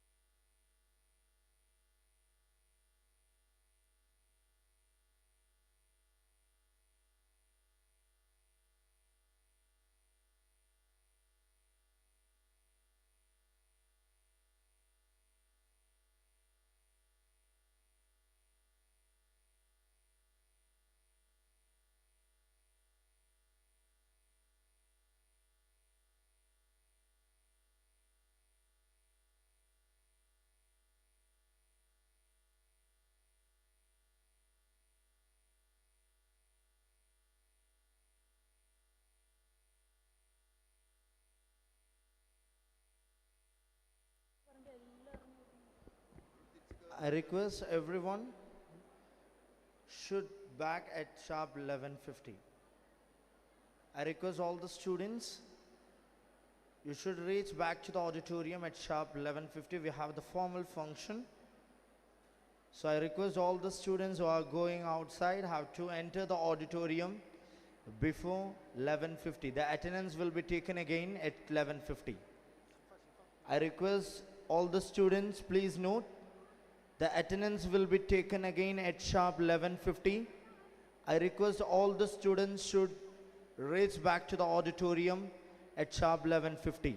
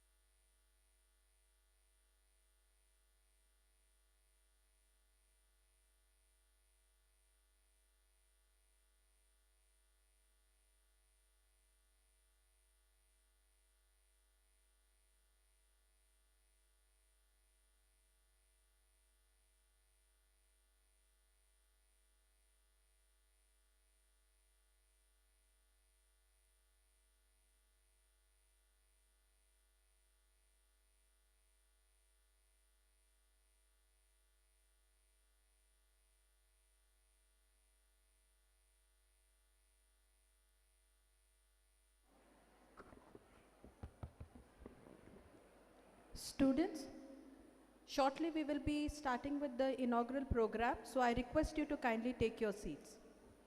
Please settle down and kindly take your seats.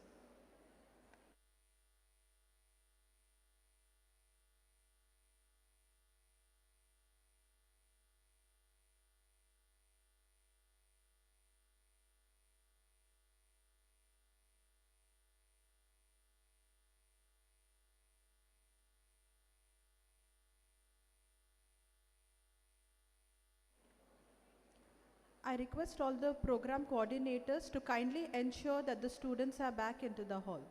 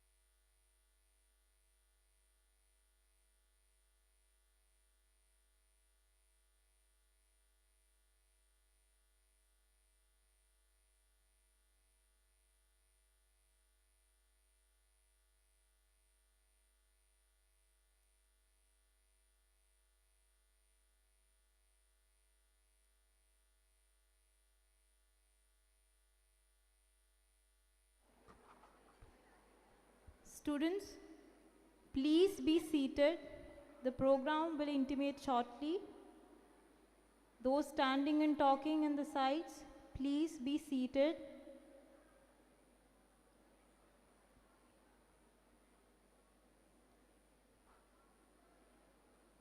Sit according to the courses mentioned on the board.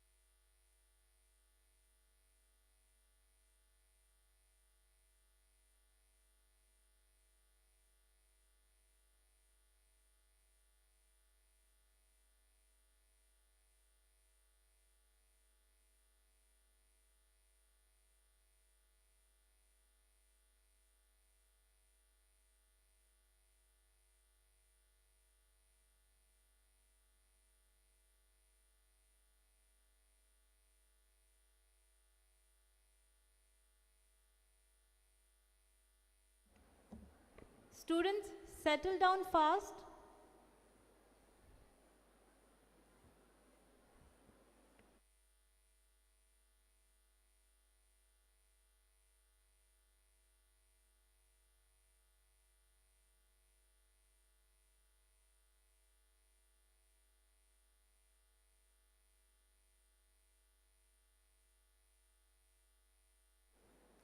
Students are supposed to sit according to your courses.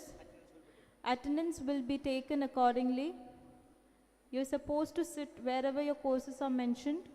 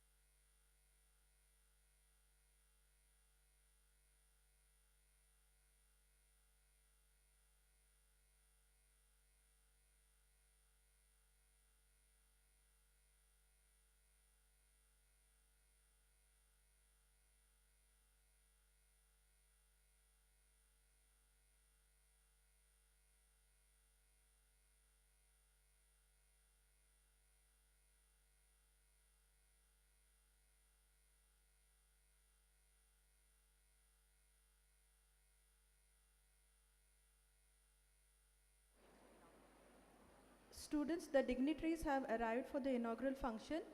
I request you all to maintain the discipline. Don't move around during the inauguration, and please keep your phones on silent.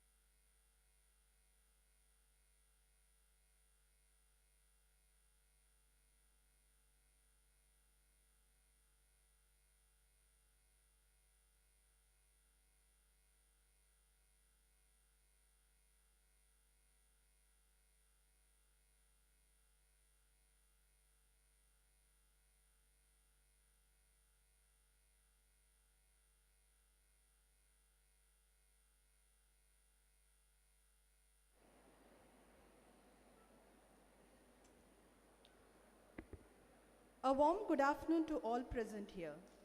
I, Avril Rebello, Associate Professor, Department of Hospital Administration, take immense pleasure in welcoming the distinguished dignitaries on the dais and the esteemed gathering to the inaugural ceremony of Deeksharambh 2023, hosted by Yenepoya School of Allied Health Sciences, Yenepoya Physiotherapy College, and the Department of Hospital Administration. Deeksharambh, a student induction program, is being conducted to help students transit from school to university life, adjust and feel comfortable in the new environment. The program aims to inculcate the ethos and culture of Yenepoya deemed to be university and foster meaningful connections with fellow students and faculty members of the institution. As you students embark on a journey filled with learning and growth at this university, it is important to thank the Almighty for all the blessings and seek His graces for your endeavors. I request Mr. Shadwan Mustafa, Assistant Professor, Yenepoya School of Allied Health Sciences, to lead us in the invocation.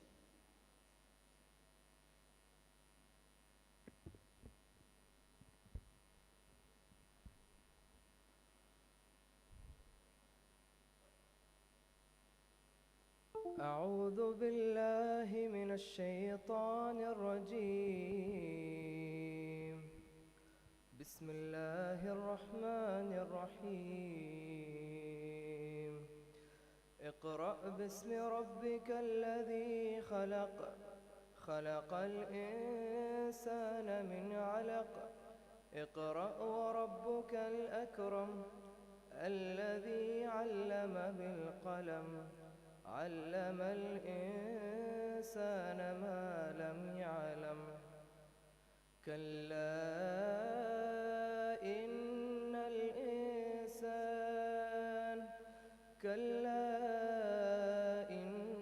الإنسان ليطغى أن رآه استغنى إن إلى ربك الرجعى. In the name of God, the most merciful, the most gracious. Read, with the name of your Lord who created everything, created the man from a blood clot. Read, and only your Lord is the most generous, the one who taught to write with the pen, the one who taught man what he knew not. Yes, certainly the disbelieving man is indeed rebellious. Upon this, that he considers himself self-sufficient. Indeed, only towards your Lord is the return. Thank you.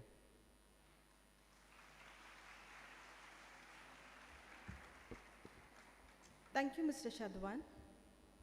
I request Dr. Sunita Saldana, Dean, Yenepoya Faculty of Allied and Healthcare Professions, to deliver the welcome address. Honorable Vice Chancellor Sir, Pro Vice Chancellor, the Registrar, Principal Yenepoya Physiotherapy College, Vice Principal Yenepoya School of Allied Health Sciences, Program Coordinators, faculty members, officials of the university, parents, and my dear students, good afternoon to all. We started Deeksharambh program, the student induction program, with my first session, briefing the purpose of this program, and then we went through the glimpses of the Yenepoya University through the video to make you understand about Yenepoya University, where you have taken that to pursue your career. The Yenepoya deemed to be university, which is one of the best university identified for its quality education. And it is significant with the various recognitions like NAC A+, NIT ranking, and many other. To any university to achieve to this level, the leadership is the key. Along with Honorable Chancellor Sir, Dr. Yenepoya Abdullah Kuni, Pro-Chancellor Sir Farad Yenepoya, there are other important people at the helm of the organization. And today we have with us these key personalities of the university to welcome you. And I take this opportunity to welcome them for this Deeksharambh inaugural program. We have with us our Honorable Vice Chancellor Sir, Dr. M. Vijayakumar, a renowned oncosurgeon who has served for more than 35 years to humankind, not only as a surgeon, also as an educationist, a teacher, a vivid leader, par excellence administrator. With his diverse skills and knowledge, he is leading us and guiding us in thriving for the best. Sir, I welcome you and thank you for gracing this occasion. The Pro Vice Chancellor, Sir Dr. Shripati Rao, a well-acclaimed oral and maxillofacial surgeon. For over 25 years, he led the Yenepoya Dental College as principal and dean and the head of the Department of Oral Maxillofacial Surgery with commitment, sincerity. He is also a great teacher, a surgeon, and a fine administrator. I welcome you, sir. The Registrar of our University, Dr. Gangadhar Somayaji, sir, a ENT surgeon, a committed teacher, who is with this university for more than 15 years, dedicated and passionate leader, who always guides us in all our endeavors. I welcome you, sir.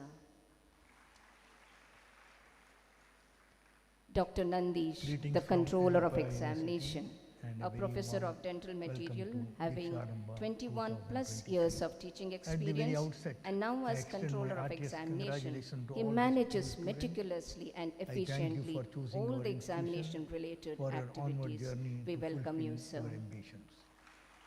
My gratitude also to your parents and guardians. Today, all who my have sure- team members, the principal of Yenepoya Physiotherapy College, Professor Ludraj, Vice Principal Dr. Asir John Samuel, Dr. Mamta Kundar, Vice Principal of Yenepoya School of Allied Health Sciences, the professors, program coordinators, faculty members who are eager and enthusiastic to welcome you all to our university, and I take this opportunity to welcome each one of them. We also have other officials of the university, the Chief Administrative Officer, other senior members. I welcome them all. Dear students, the organizing committee of the Deeksharambh program has meticulously planned these 5-day sessions under the able leadership of Dr. Mamta Kundar, Vice Principal, Yenepoya School of Allied Health Sciences. I appreciate their efforts in introducing to the university life and help you in smooth transition from secondary education to university life.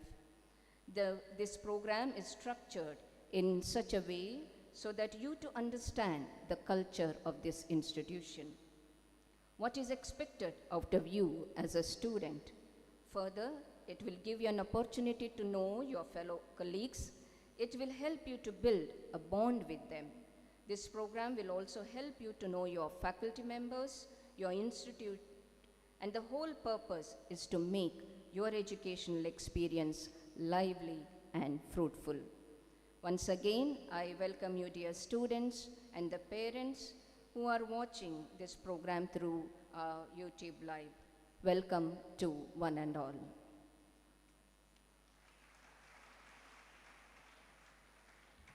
Thank you, ma'am, for the warm welcome.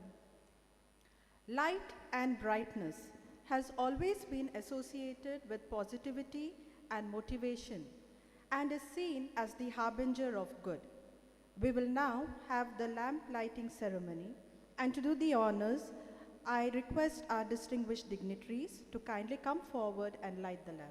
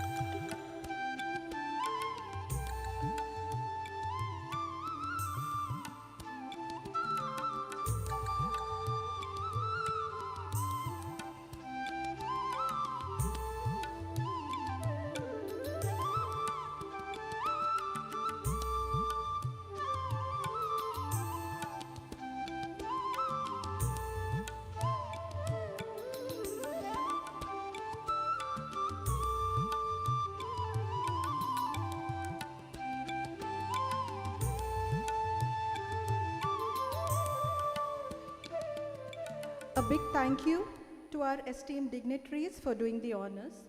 Dear students, let the radiance of this lamp inspire us all as we embark on this remarkable journey together. Let's hope that the light of knowledge never extinguishes and continues to shed its light forever. May I now request the Honorable Vice Chancellor of Yenepoya deemed to be University, Dr. M. Vijay Kumar, to kindly address the gathering.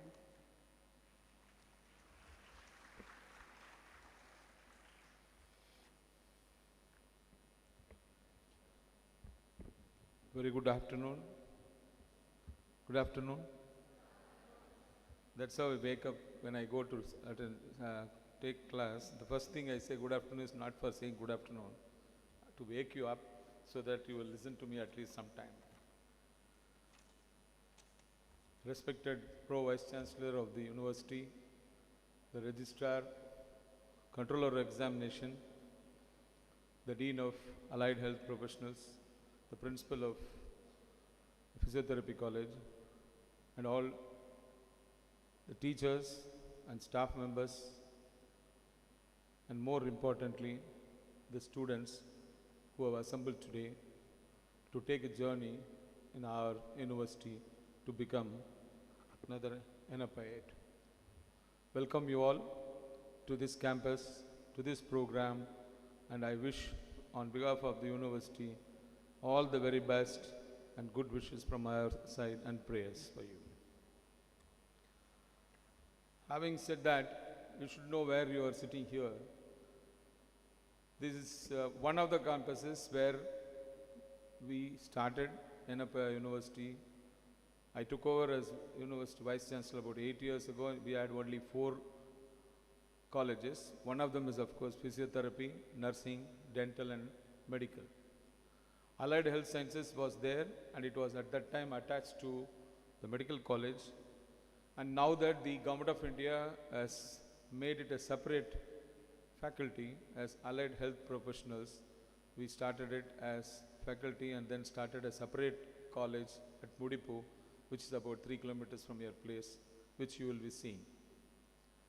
About the university a bit before I talk something more. This is one of the very few deemed universities who were established long ago, and also the first of its kind in coastal Karnataka. And now currently we are accredited as A+ by NAC. We have A+, A++. This is the grade, and in the higher gradings. So we started with A when 5 years ago. In the second cycle we have got A+, and hopefully we'll get something more through you all next time. In the NIRF ranking of the institutions given by Government of India, we are within 100 for the past 4 years consecutively, thanks to all the efforts of my staff, students, and everybody. And we have got more than 1 campuses. One is this, which is around 36 acres of land, and the other one is in Kenya, where physiotherapy college is there, that is around 80 acres of land. And one more is Mudipu, where the paramedical courses, other paramedical courses are there, that is BSc, MLT, etc., etc. Apart from that, we have got in the Mangalore city, we have got 2 more campuses for arts, science, commerce, and management. Around 10,000 students are our capacity now, and keeps increasing year by year, thanks to all of you and your parents who are placing their confidence and trust in us to mold you to become better citizens of the tomorrow. From my side, I am basically a cancer surgeon. Worked in Cancer Institute, Bangalore for about 31 years. I've been teaching them from that time, and even today I am teaching here my students for the last 8 years. So I continue to be a teacher apart from being an administrator. Why I suddenly said that about me is, you must know, you have come here as a student, enjoy the studentship, you must have fun, you must have enjoy the other aspects of the education in the form of co-curricular activities. There is a lot of scope. The place where you are sitting is actually a sporting place where the games will be played even during winter and rainy seasons. You must participate in everything in this, not only just education. You may be wondering, as an educationist, I'll be talking only about your education, which I do not believe in. Education, we will be able to train you, you will also learn, you will get marks, you will get degrees. But that is not going to help you in any way to be a successful person as a whole. What you require is more than just studying the subject, after all, for which you have come, and I am very, very sure you will study well and get the marks. But what is more important is learning life and the life skills. And that starts from the today orientation program. And many of you would have dreamt of becoming something else and then landed up here. Some of you would have dreamt more than this and you landed. All this you keep it aside because you have been now given a destiny and a career which you should concentrate on and then move on. You may be wondering what you would like to be after this professional. If I have to give my own university's example, a person who finishes the BSc MLT in Kidwai when I was the assistant professor there, then he went on to do MSc, then PhD, and joining our own university, and now today is a professor and none other than controller of examination, Dr. Nandish. He started his career like you. He is a BSc MLT from my institute. I'm talking Kidwai. You can also become controller. You can also become professor. I'm just giving that example. So don't think that if you take one BSc, that is the end of it. You can become anything more than that. It is up to you. Many of us would like to win. Everybody probably, not many. Every one of us like to win, but without putting any effort. That's where the problem is. The dreams retained just stay as dreams. To win, what is required is not only dreams, but you have to prepare for the win. Preparing for the win is what? If you are in games, you will know. Just to have 100-meter dash, that person has to go on practicing in the field for days together, weeks together, months together, just participate and win that medal for just within 10 seconds. That is what he is aiming at and doing it, but he cannot just go and start winning. Unless you sow the seed, you cannot go on the day of reaping because others are reaping with your sickle to reap. That's what it is said. So you will have to prepare for the win means you have to study, you have to do your homework. Homework means I'm not talking about your writing homework. What I mean is you have to do a lot of background work, then only you will be able to succeed. Same thing holds good for everything. It's not only for education. I'm talking in your own life. If you have to succeed, you have to do lot of background work. You have to prepare for the win, and we are here to help you to do so. Enjoy your stay and take advantage of this vast university. Participate in everything, curricular and co-curricular and extracurricular activities, and do well in your life as a whole. When you come out, you should not even come out as a best student, but a best personality and the best citizen of this world. That should be your aim, and this is the time you get molded. Just you come from the school. This is the right time. Afterwards, you become rigid. It is very difficult to mold. Once you are in a semi-liquid form as a mortar, that is the time we have to mold, you have to mold, and I am sure you will take advantage of all of us and the university and do well.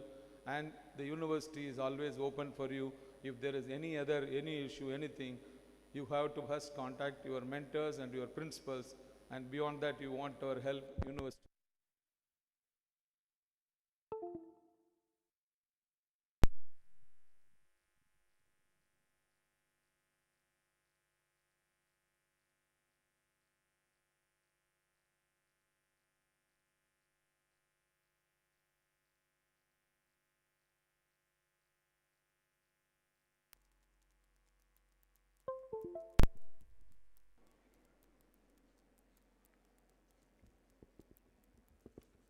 Thank you, sir, for your insightful message. Honorable Chancellor of Yenepoya deemed to be University, Dr. Yenepoya Abdullah Kunni, regrettably could not join us in person today due to his demanding schedule. However, Sir has sent his warm greetings and shared a message to all of us. We are truly honored to receive and listen to the message from our Honorable Chancellor, Dr. Yenepoya Abdullah Kuni. Greetings from Yenepoya University and a very warm welcome to Deeksharambh 2023.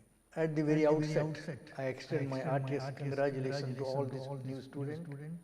I thank you for choosing our institution for your onward journey to fulfill your ambitions.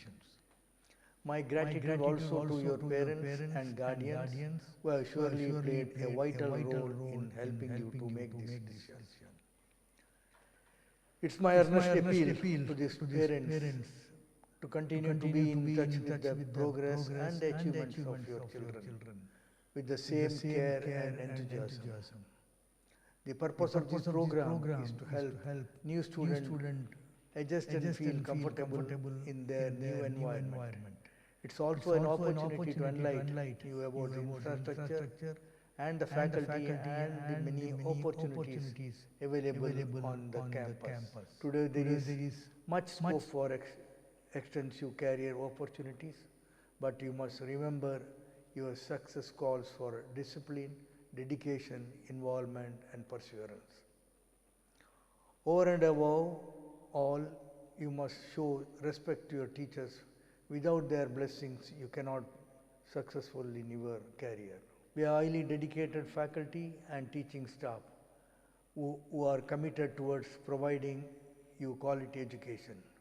Please make use of this excellent opportunity to excel in life.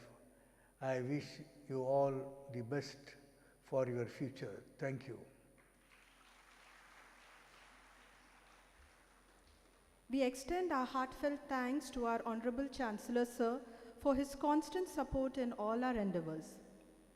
As we draw close to the inaugural ceremony, I request Professor Ludraj, Principal, Yenepoya Physiotherapy College, to deliver the vote of thanks.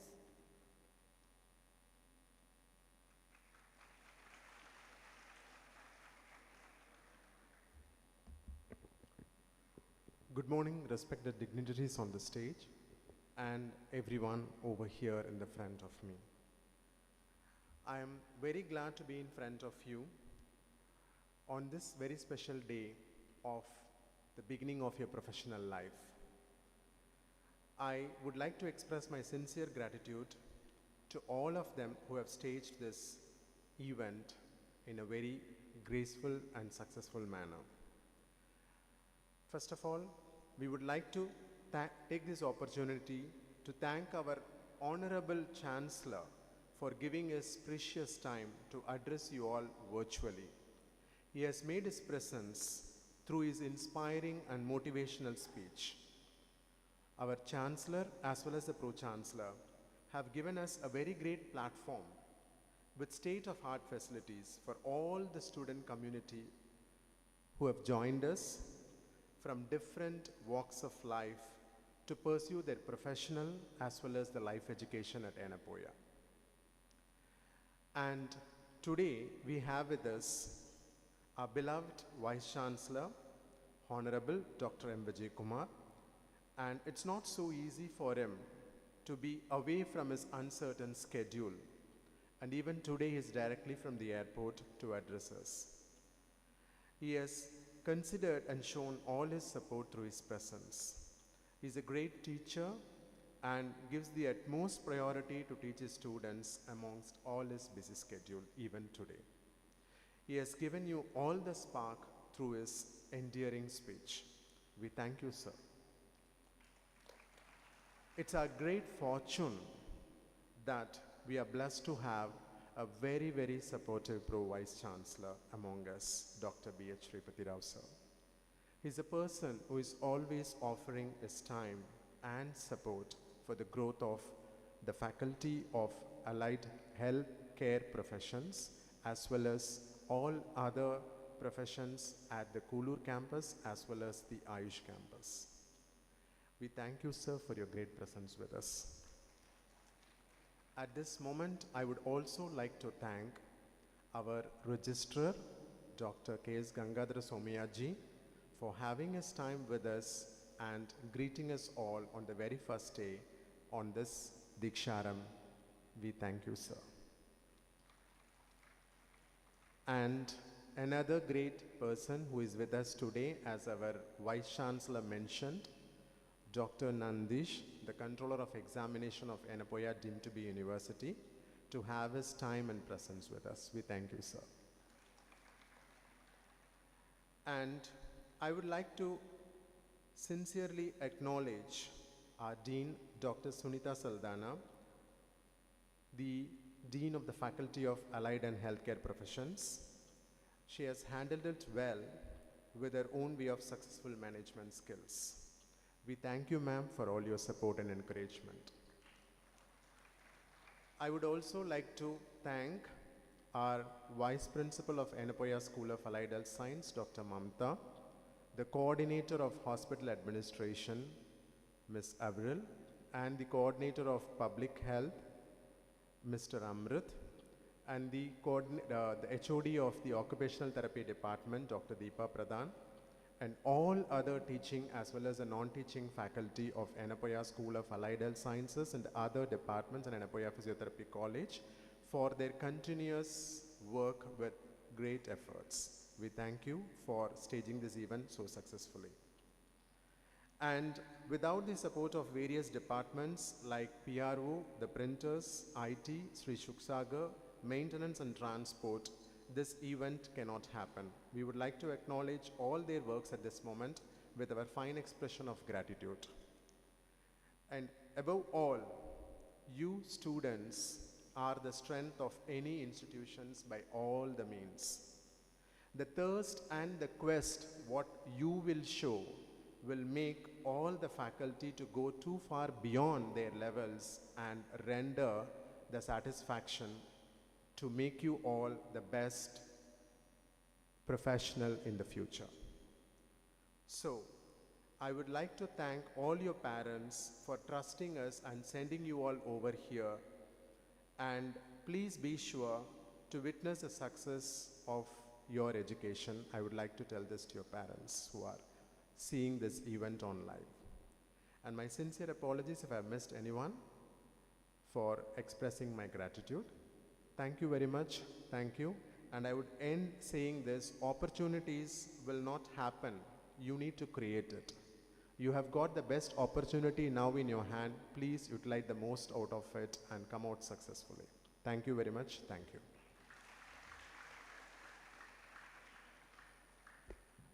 Thank you, sir. Dear ladies and gentlemen, as we conclude the inaugural ceremony, I request all of you to kindly rise for the national anthem.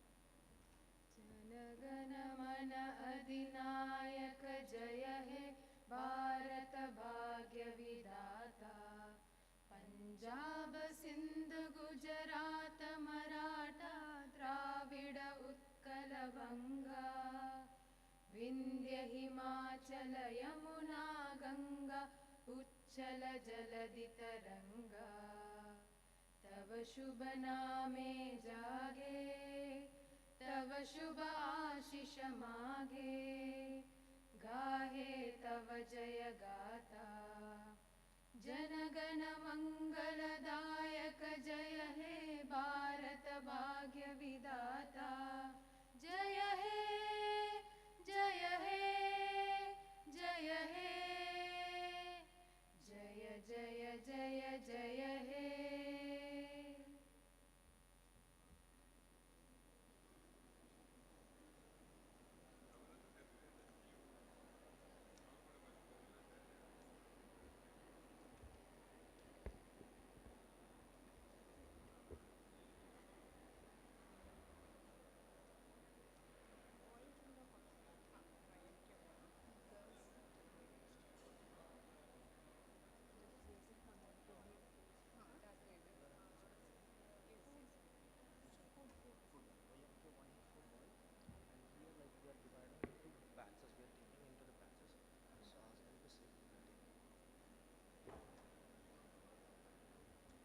Dear students, Today is not just another day.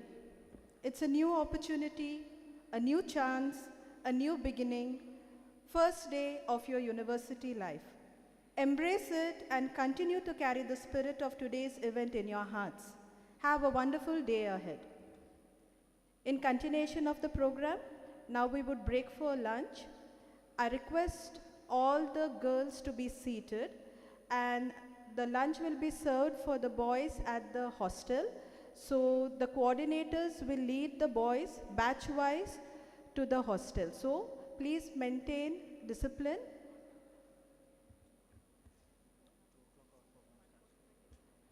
By 1:45, all are expected to be back at the auditorium. Girls, the lunch will be served at the auditorium itself. Thank you.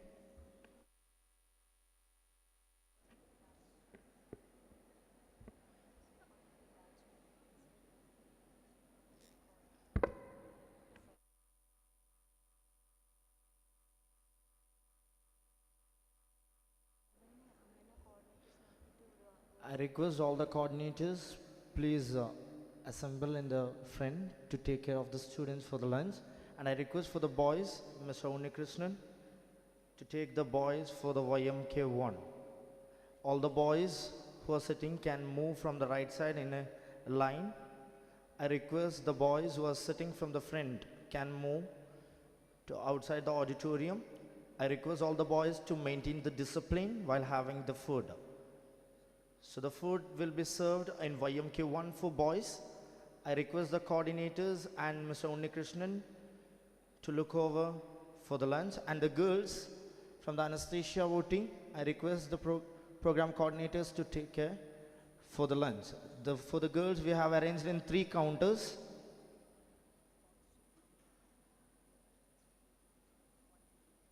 I request all the students who are living, please remember, the attendance will be taken at sharp 1:45 for the afternoon session. I request all the students who are living outside the auditorium, boys especially, the attendance will be taken at sharp 1:45. I request all the students to assemble inside the auditorium before 1:45. I request the girls to please move for the lunch from the first row. From the first row, please move to the lunch. There will be 3 counters.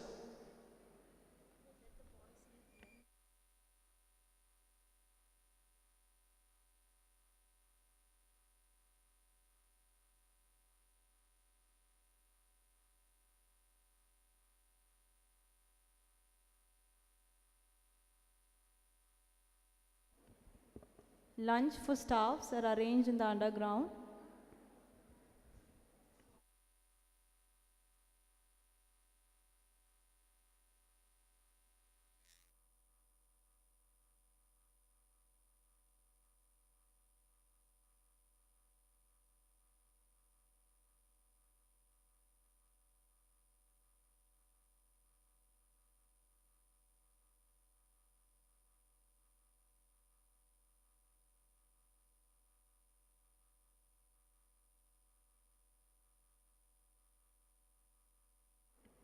Faculties, please monitor the students who are having the lunch. Students, please don't spill the food here. Be careful.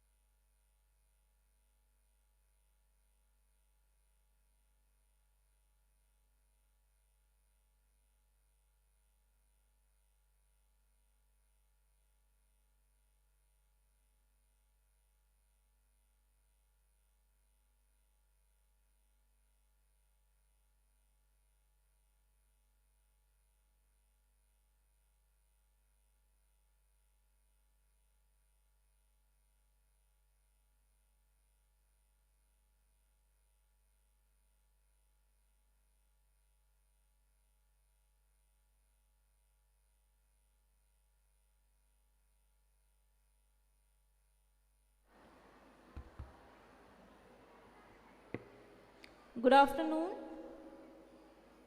All of you had your lunch?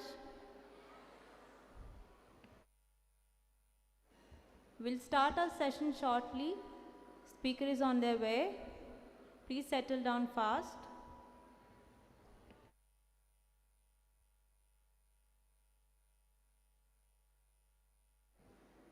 If you need to use the washrooms and all, please do it now. You cannot walk or roam around during the sessions.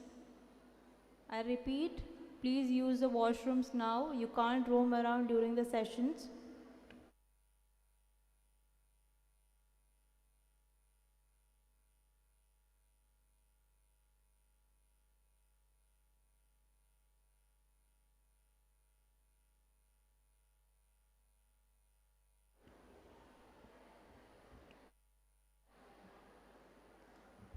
The next session is about orientation to gender sensitization and internal complaints committee.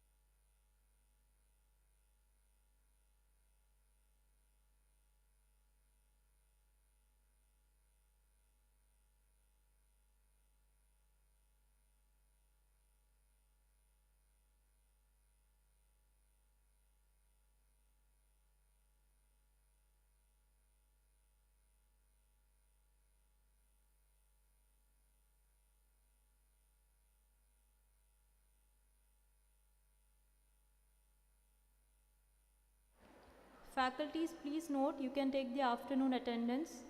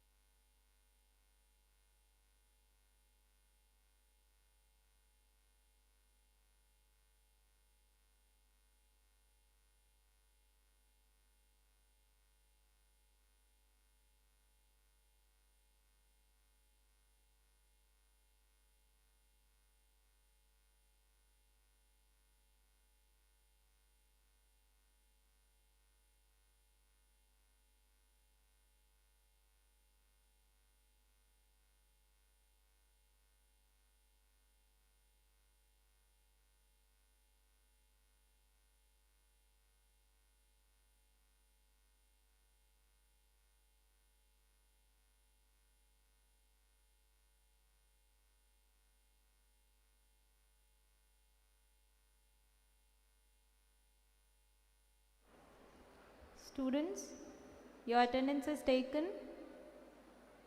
Yes, no, no.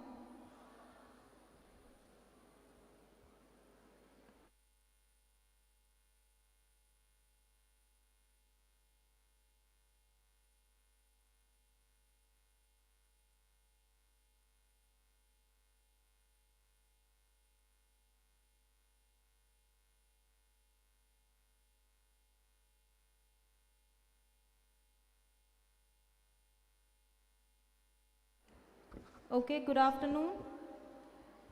We'll start the session about orientation to gender sensitization and internal complaint committee by Dr. Leena Casey, Dean, Faculty of Nursing, Principal, Yenepoya Nursing College.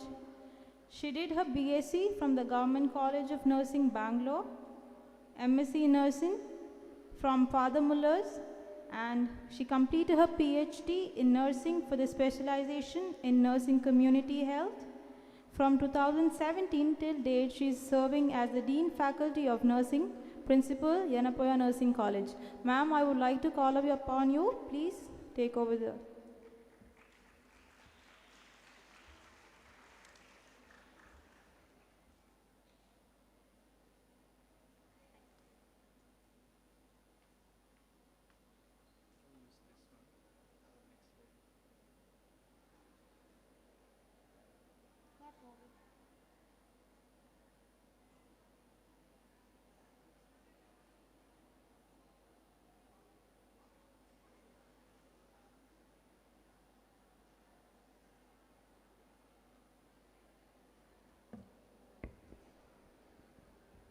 Very good afternoon to all the dear students who have joined the portals of Yenepoya Institute of Allied Health Sciences. A warm welcome to each one of you. I'm sure you had a lot of orientation from the beginning, day one. You got to know a lot of things, which is going to help you in your 3 or 4 year or 5 year journey at Yenepoya. And I'm sure all of you consider yourself privileged and lucky to be part of Yenepoya. So in this journey as a student at Yenepoya, if you have to feel very smooth, comfortable, happy, we have to be happy as a group of student community.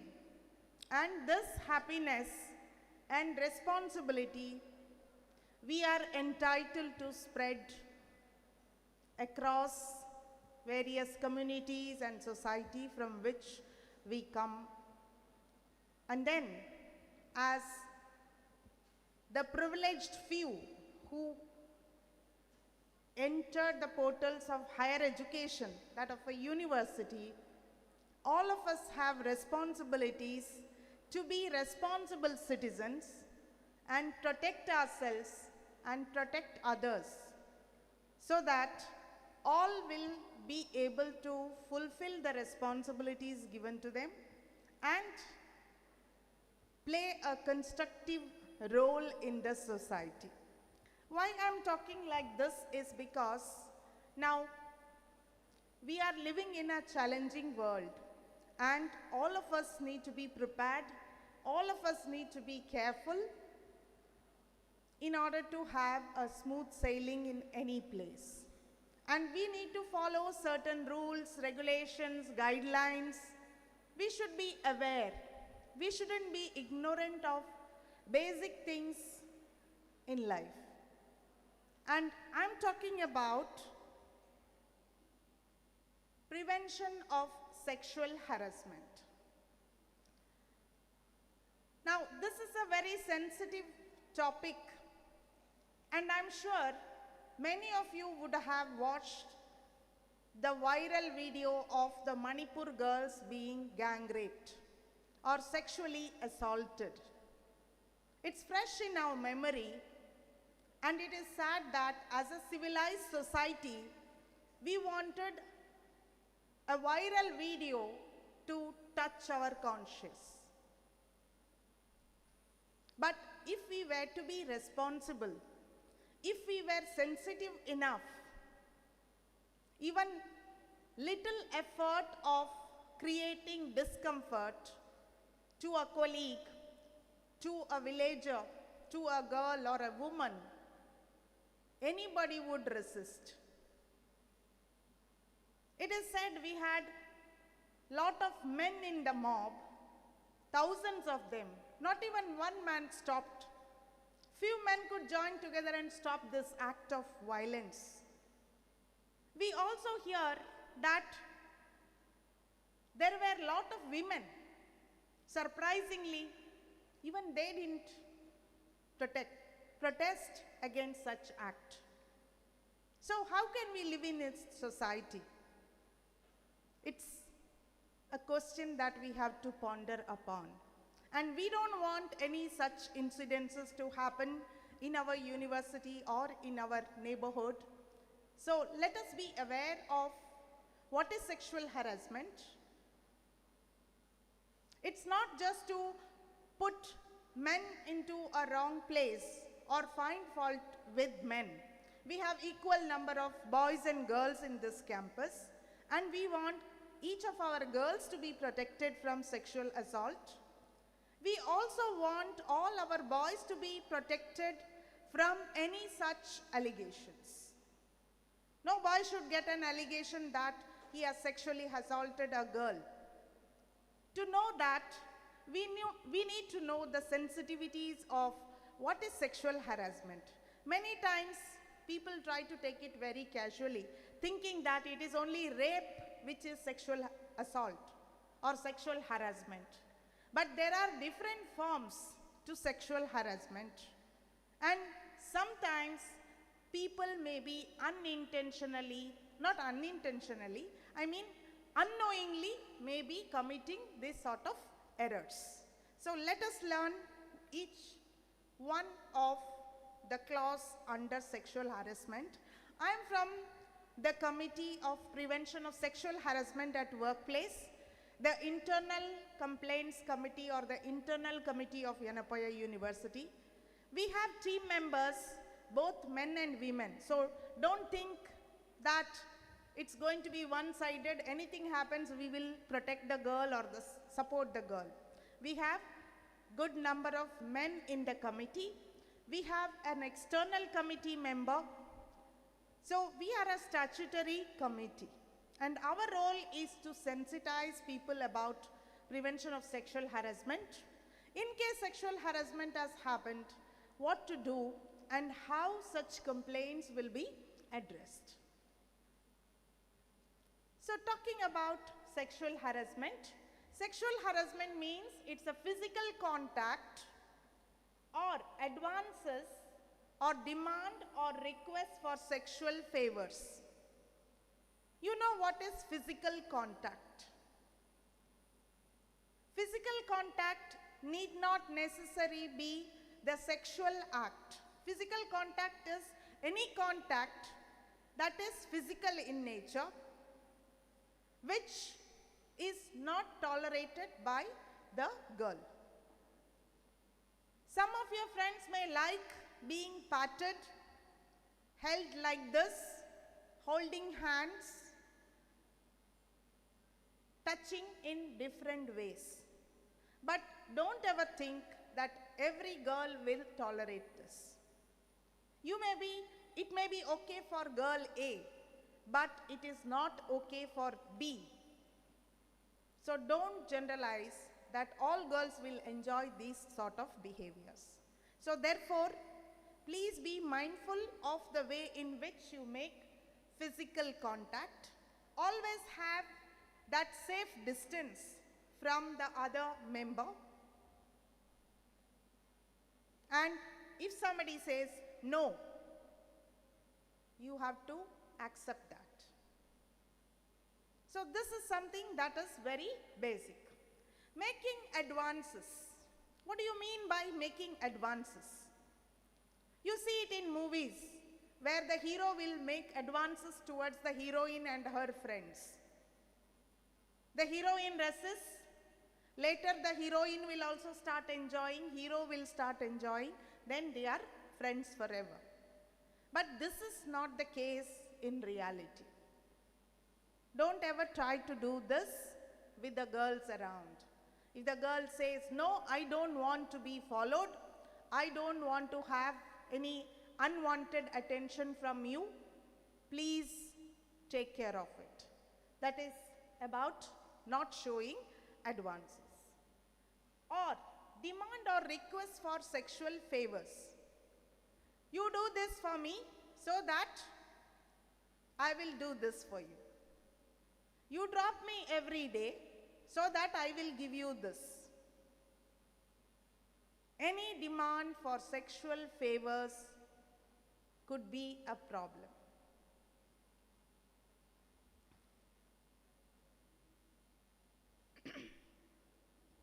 Making sexually colored remarks. What are the sexually colored remarks? We use it so casually in the friends group, or you see it in the movies, you see in the media, you see in the jokes that you find in every other social groups. This could land you in problem. Having sexually colored remarks about the woman's body, the woman's smile, or woman's weight, or appearance. All of this could be leading to problems. Showing pornography. You know what is pornography? It is something that you cannot watch along with your family, your father, mother, or sisters. You won't feel comfortable to watch such videos and such acts. And sadly, lot of youngsters have become addicted to pornography. You cannot stop it because all over the internet you find it being there. If you look at it once, lot more things will pop up. You see people sitting in railway stations, bus stands, any place that you watch, people are all busy with mobile phones, and many of them may be watching pornography, especially because internet is free. Internet is given freely in the campus for academic purposes and not to watch or promote pornography. At least watching yourself is fine, but don't ever try to show pornography to the person from the other sex or the gender. Don't ever try to forward these pornographic videos into the class groups, into friends group and everywhere, linking it to some girls and having fun. And these days people are used to forwarding messages. See, messages or pornography is all around. If your friend wants to watch it, he or she can take from there. You please don't forward it to them. Because in case there is a mistake, the girl in the group can say that this boy has done it intentionally. He is meaning this and he is meaning this to this girl. She can file a complaint with the sexual harassment committee. It's difficult, but you need to have a control over your behavior of forwarding messages and showing such unwanted messages to the girls. Any other unwelcome physical, verbal or verbal conduct of sexual nature. Don't ever try to do this.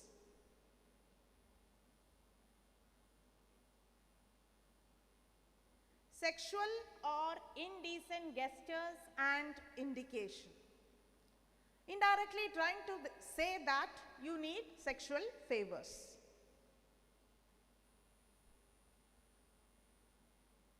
Entry into private places marked for female workers, or in this case female students, with the intent to commit mischief and or harassment.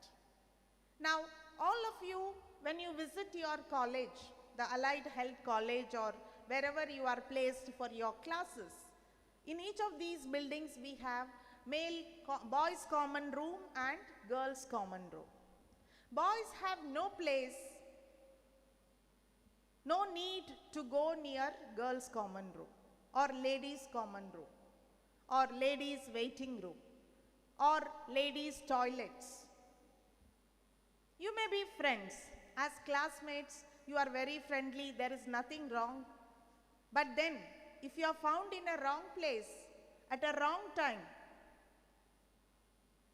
it can land you in trouble. We have CCTV cameras. In case the girl is filing a complaint saying that this boy came to the common room, the boy would have come in search of the girl, or the boy would have come in search or to scare the girl who's sitting in the common room, not with any wrongdoing. But when CCTV is checked, if you are found to be around, that's a proof that we will be collecting. So therefore, please don't go anywhere close to the female common room. Taking photography of female workers or female students or staff without permission and circulating the same mean in the electronic media. Now all of us have mobile phones with one camera to many cameras. Many people have the habit of indiscriminatively taking photographs. Whether you want to take selfie or group picture, you take picture of everything. That is something to be avoided, especially taking photograph of girls. Girls can say that this boy has taken photograph with this intention. His intention was to circulate it in the social media or to blackmail. Why to get that allegation? If you want to take photograph, please ask the girl that you want to take a photograph with the girl or with friends or alone, whatever. If the girl is okay, then you take the photograph. Even then, I don't think it is necessary for all boys to take photographs of the girls. Now the girl may say, you take the photograph. Later, when your relationship spoils, the girl can say that he has taken so many pictures of mine, and it is a proof that your mobile has all those pictures, or you have sent it to somebody. In case these photographs are in social media, in case they are uploaded in Facebook, Instagram and other places, girl can file a complaint. In case those photographs are misused, morphed, then you are also going to be in trouble. So therefore, please don't take photographs of girls unnecessarily.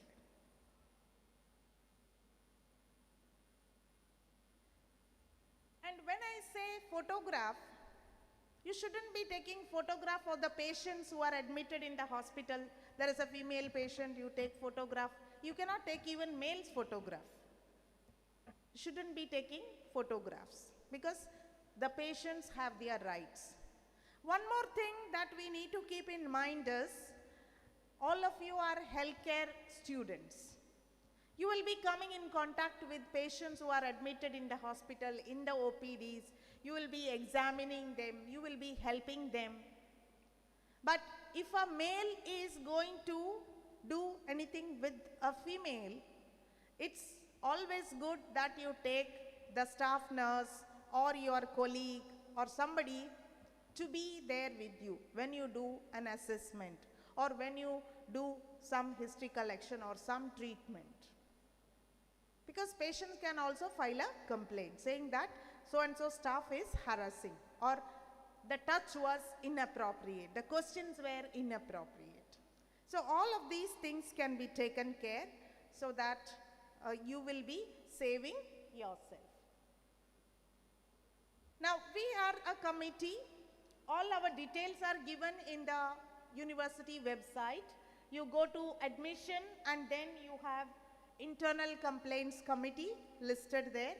When you go there, you get the objectives of the committee, the standard operating procedures, members, their contact details, email IDs and things like that.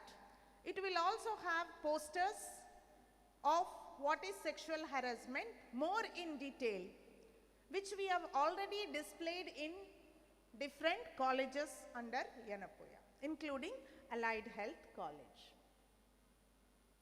You also have a flow chart of how the complaint will be addressed.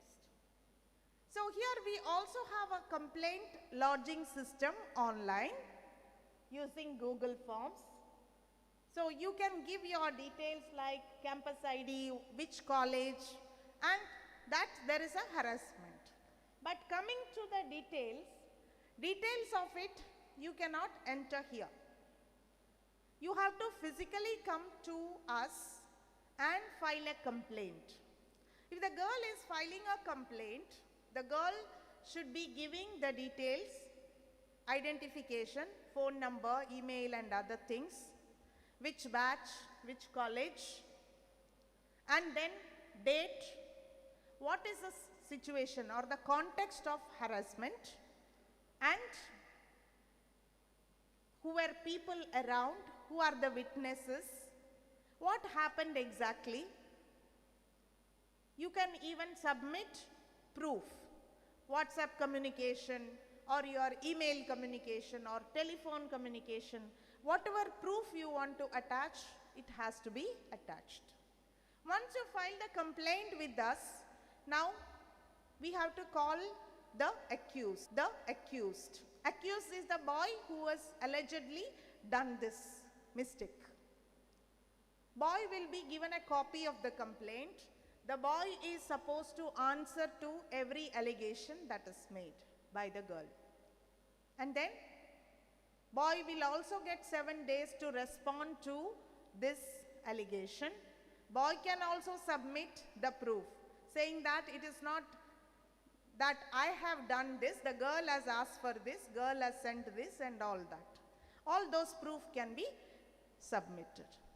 So then the full committee will meet. I said earlier that committee has male members, female members, we have external members, all of us will meet. Both the victim and the accused will be called for separately. We'll be listening to them. They can bring extra proof if there is any. If there are witnesses' names being mentioned in the complaint, we'll be calling for the witness and we will be doing the investigation. And we will be submitting a report. If there is wrongdoing,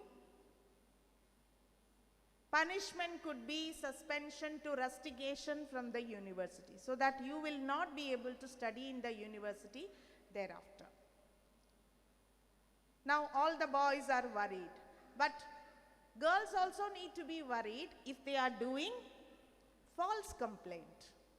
If you do false complaint, which we come to know during investigation, girls also will be penalized. So don't ever make false complaints because you were friendly, then you got away with each other, then tomorrow you want to file a complaint. Don't do that. You have to be very honest with what you do. Don't do false complaint. Don't give opportunity for anybody to do sexual assault on you. Don't wait for the ultimate to happen. When you know it's not okay, you have to stop it. It's better late than never. So please take care of this and don't hesitate to file complaint with us. You don't have to tell your mentor, your class teacher, your student welfare officer, vice principal, principal, so many people you don't have to tell. This committee has powers to directly receive complaint from the students or the employees. So if ever you faced with such situations, please just walk into my office. Numbers, all that is given in the posters. Give the complaint. We will not be making it public. We will not be announcing everywhere. This will be sensitively handled by the committee and required action can be taken. So don't ever delay. Sometimes we also find people covering up incidents. You tell the class teacher, now the class teacher will try to patch up, student welfare officer will do, or then you find principal will do. So don't give opportunity for that. If you feel you are really the aggrieved person, please go ahead making complaint. Now, boys should not force the girl to withdraw the complaint, threaten saying that if you complain, I will do this. Many times it may happen. Don't give in to any of those threats.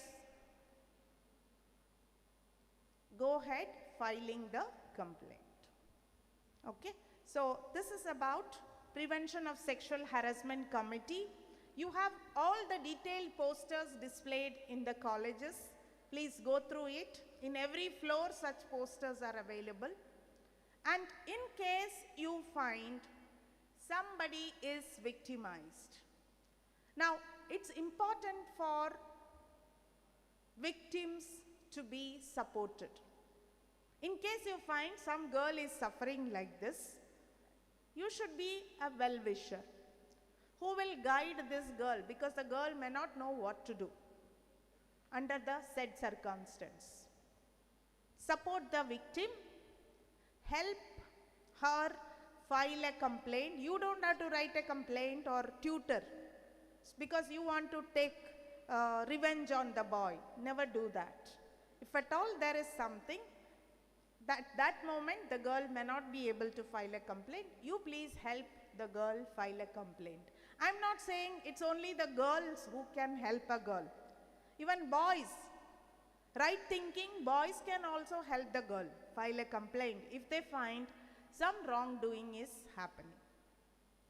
So this session is to create awareness and to give you information of additional resources that you have, so that boys can protect themselves, girls can protect themselves, and overall everybody lives in a safe environment in the campus. And this is very essential because ultimately what is gender sensitization? Gender sensitization is all about giving adequate opportunities for everybody, irrespective of gender. Boys, girls, or transgenders. All of them are welcome to this campus. Now, because there is a person who is a transgender, we cannot discriminate that person. That person is a student. It's a human being, may not be identified as boy or girl, but they also have same set of rights. These rights have to be respected. No boy, no girl, no transgender should be made to leave the campus or should be made to leave your class because of their status.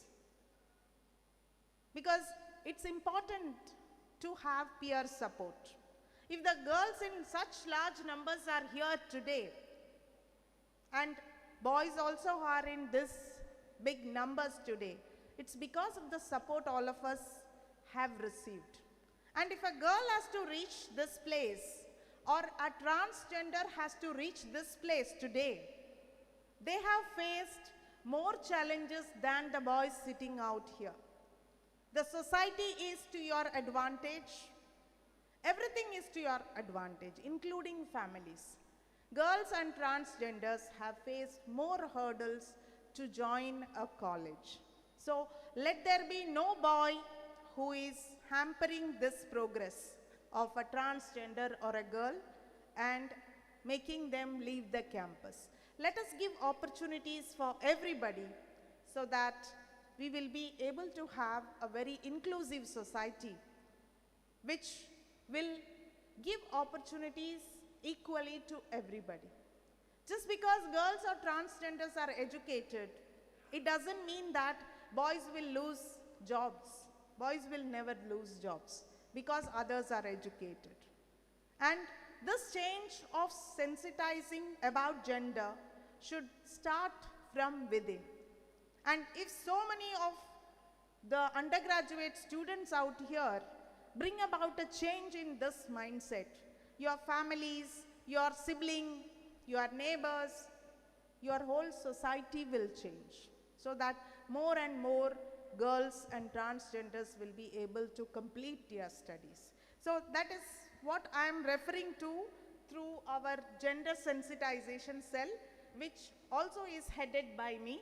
And we have the gender sensitization cell even in the Allied Health College. We have members from the Allied Health College. They will be contacting you all and creating awareness about opportunities in the gender sensitization cell, so that you can become part of our activities and contribute to the development of society. So that's about gender sensitization cell. I'm not going to talk about that further, but please remember, you have to contribute to make an inclusive society. And that is what is progress all about. Thank you.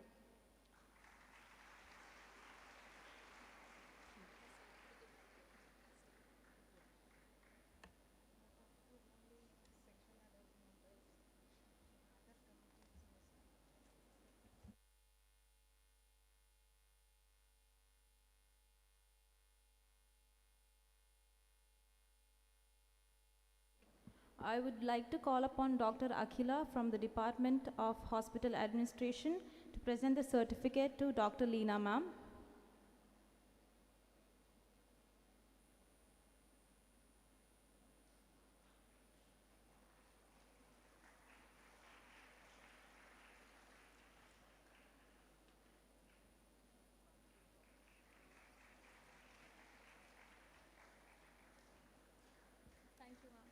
Thank you, ma'am.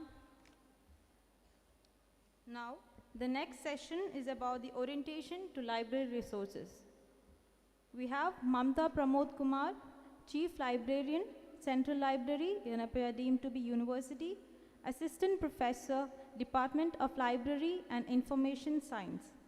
Dr. Mamta ma'am received her undergraduate degree from R.A.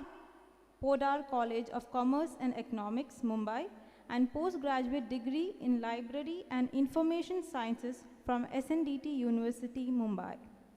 She received the degree of Doctor of Philosophy for her thesis, Utilization of E-Content by Faculty and Postgraduate Students of Nursing Colleges in Dakshina Kannada District, in Faculty of Science and Technology under the Board of Studies in Library and Information Sciences from the Mangalore University. She has been working at the Yenepoya Library since the past 26 years. Currently, she oversees the administration and management of the university library as a chief librarian at the Yenepoya deemed to be University and assistant professor in the Department of Library and Information Science, Yenepoya University. She has publications in national and international journals. She has presented papers at various conferences in the country, and her research interests include information, communication technology, information literacy, digital libraries, and electronic resources. She has participated as a resource person in several library education and research methods related workshops. She is a member of several professional bodies in library and information science. Ma'am, I would like to call you up on the stage.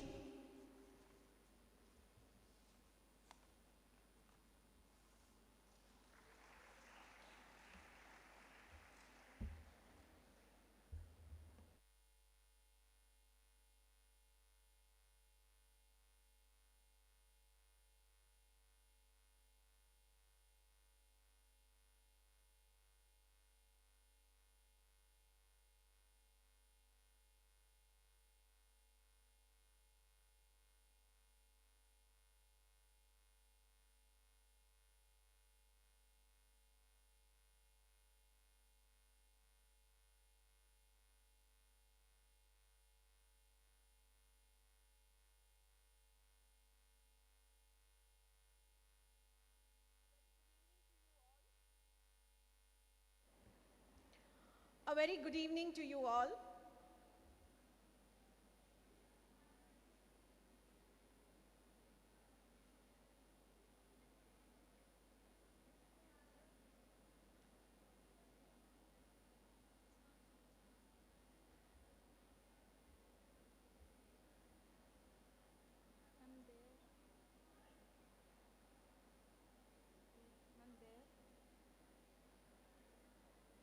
Where? Here, ma'am, this round will be.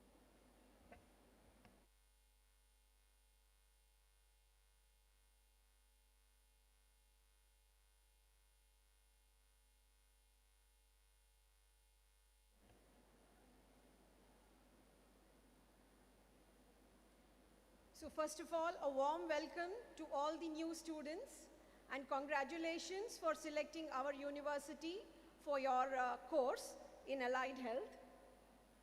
So the objectives of today's program will be to acquaint the students with the resources and how to access the library resources for use in your academic pursuit, to acquaint you with the use of the library OPAC, that's the library search engine, and to acquaint you with the library services and the various sections that are there in our library, and to inform you about the rules and regulations about the library. So first of all, a brief history about our library. So our library started in the year 1992 with the starting of the Yenepoya Dental College, and we shifted to the present campus in the year 2000 with the starting of the Yenepoya Medical College. So the university, our central library, university library, now caters to all the students of the various constituent colleges under the Yenepoya deemed to be university. And we also have constituent unit libraries at the Ayush campus for the homeopathy, the Ayurveda, the pharmacy, the nursing and the physiotherapy colleges, also at the Balmata and the Kulur campus for the art, science, commerce and management students, and also for y'all at the School of Allied Health Sciences at Mudipu campus.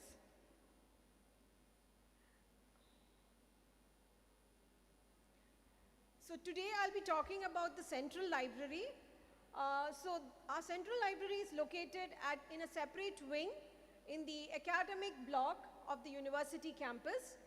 Our library is fully automated and it is spread over 2 floors and it is spread over 2,406 square meters, and we can accommodate around 450 users at a time.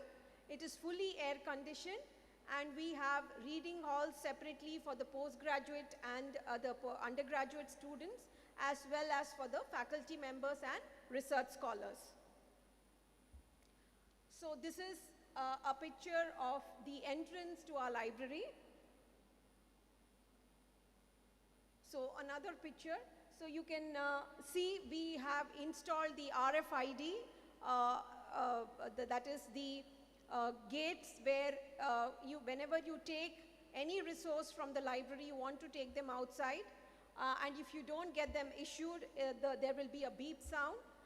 So it is all the resources are RFID tagged, and this is the entrance where the entry to the library is regulated through the biometric access control system. That is, every time you enter, you need to punch in, and when you exit, you need to punch out.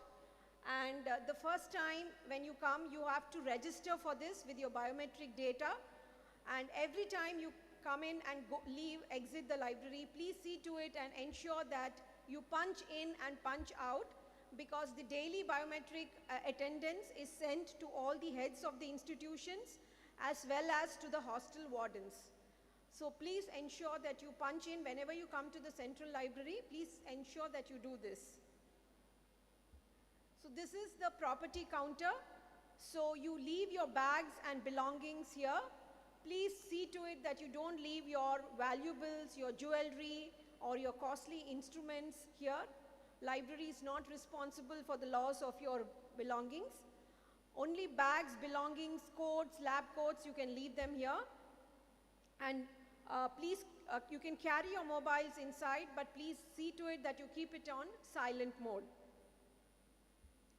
So coming to the university functioning hours, university library functioning hours, we are open from 9 in the morning till 12 midnight on all weekdays, and from 9 in the morning till 1 in the afternoon on Sundays and public holidays. And on during university exams, we keep the library open on request till 12 in the night, or even on Sundays and public holidays. So to use the library, you need to take the library membership. I think most of you would have filled a form on the day of counseling, a library membership form. So, and attached your passport-sized photographs. So we have received those forms. In case those of you who have not done it, you can either download the form from the Yenepoya University library website. So there is a library link in the Yenepoya University website. So you can go there, go to the services icon. You can see here, this is the library website. You can go to the services link there and go to the membership icon there, and you can go to the student form and download it, fill it up, print it, fill it up and submit it at the Central Library, or even at the Mudipu campus, you can submit it with 3 photographs. So once you have done that, your library membership cards will be ready. So once you have done that, the library membership cards will be ready. You can come and collect it you can go and collect it from the Yenepoya library at the Mudipu campus. You can go and collect your cards, and these cards are to be used for the entire duration of your course. So please remember, for the entire duration of your course, these cards will be valid, and at the time when you finish your course and leave the university, you will have to return these cards and you will have to clear all your dues and take your no dues from the library department.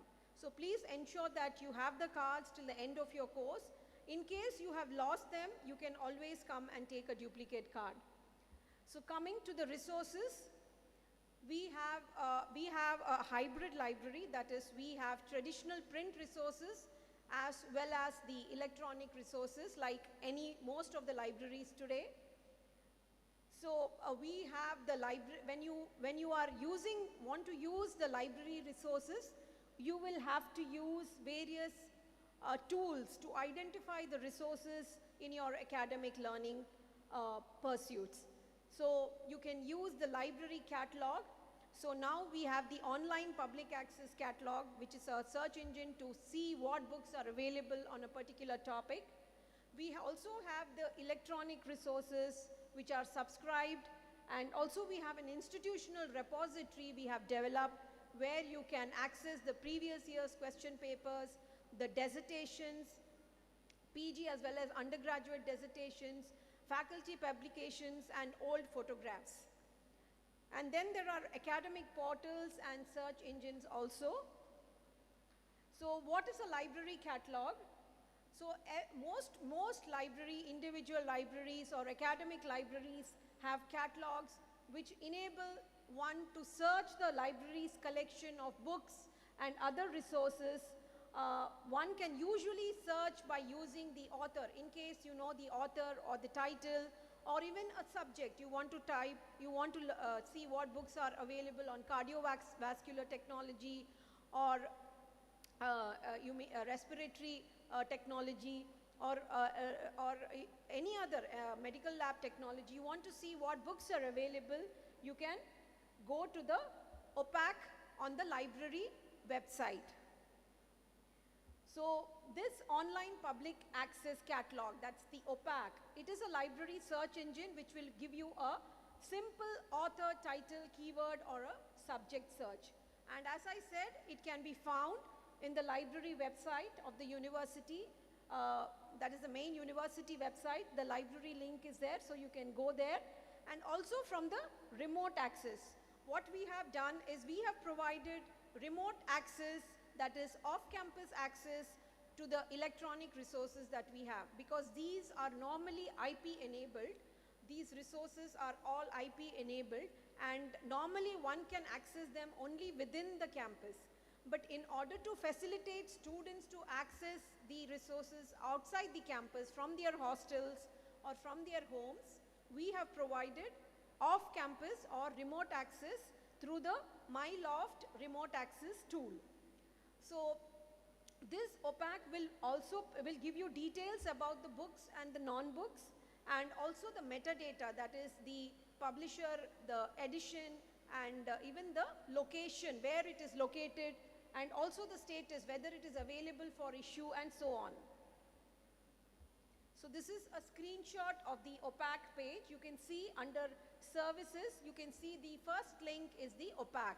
So you can go back to your hostels and you can try and see this.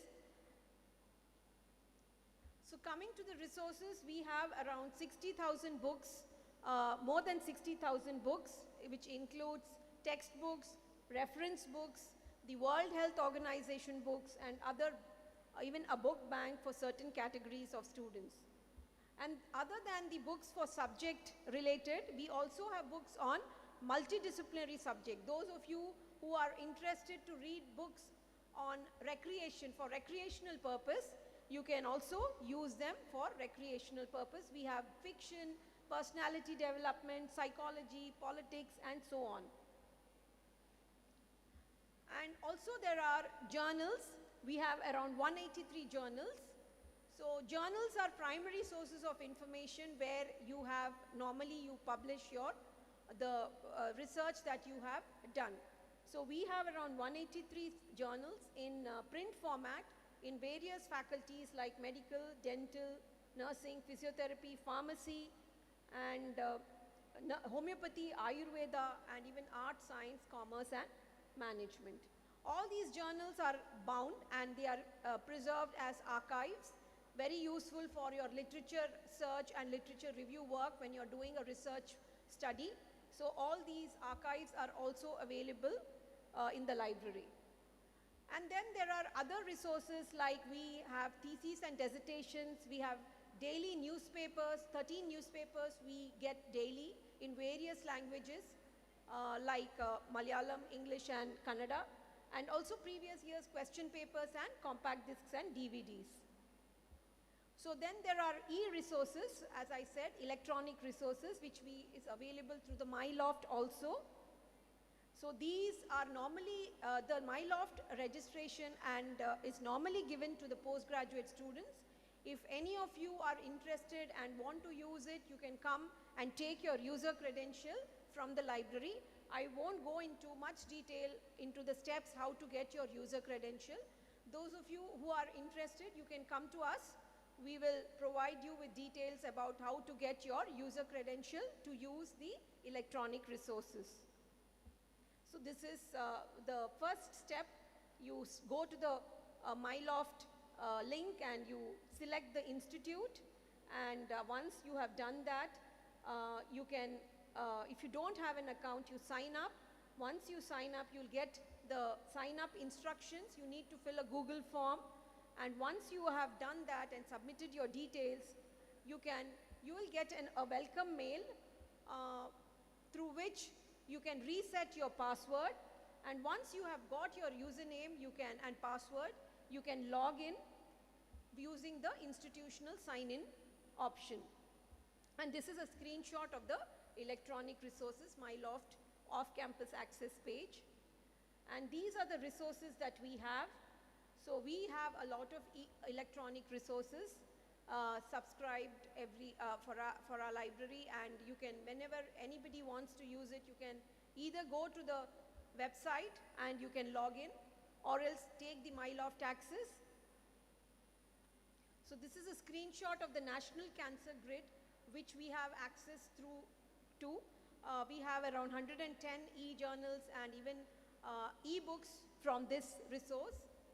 So our university is a member of the National Cancer Grid through the initiatives of our Honorable Vice Chancellor, and we have access to this database. We also have access to the National Digital Library, and also to the up-to-date evidence-based decision support tool, which is very useful for the clinicians. Also, we have membership of the Delnet based in Delhi for resource sharing. Also, there is an Akshara discovery tool in the National Cancer Grid. And then there is an institutional repository which we have developed in the year 2011.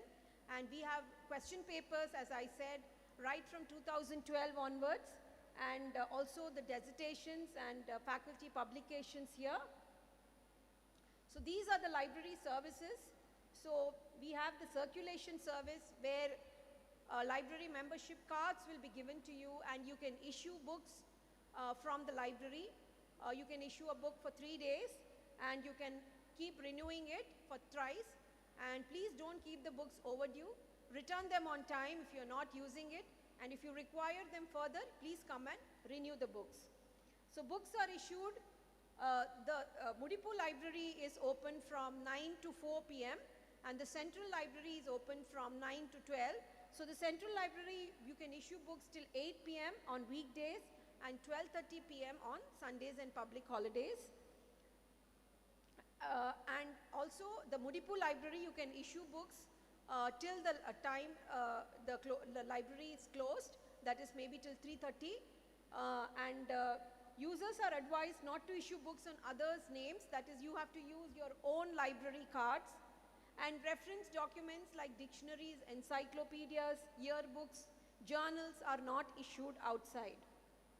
So this is a view of the circulation desk at the central library, and these are the infrastructure facilities available. I have already informed you about this. So this is a view of the digital library. So we have the scanning, browsing, and also the printing facilities here. The reprography or the Xerox facility is also available. This is the audiovisual section where you can access the DVDs, and you can come and see the CDs and DVDs related to your subject. So this is a view of the Xerox facilities that is available. This is the newspapers and magazine section, and these are some of the don'ts. So please see to it that you follow the rules and regulations. This is our library team. We have a well-experienced, well-qualified team of 30 library staff, and any help, any support you require regarding any resource, you can come and contact us.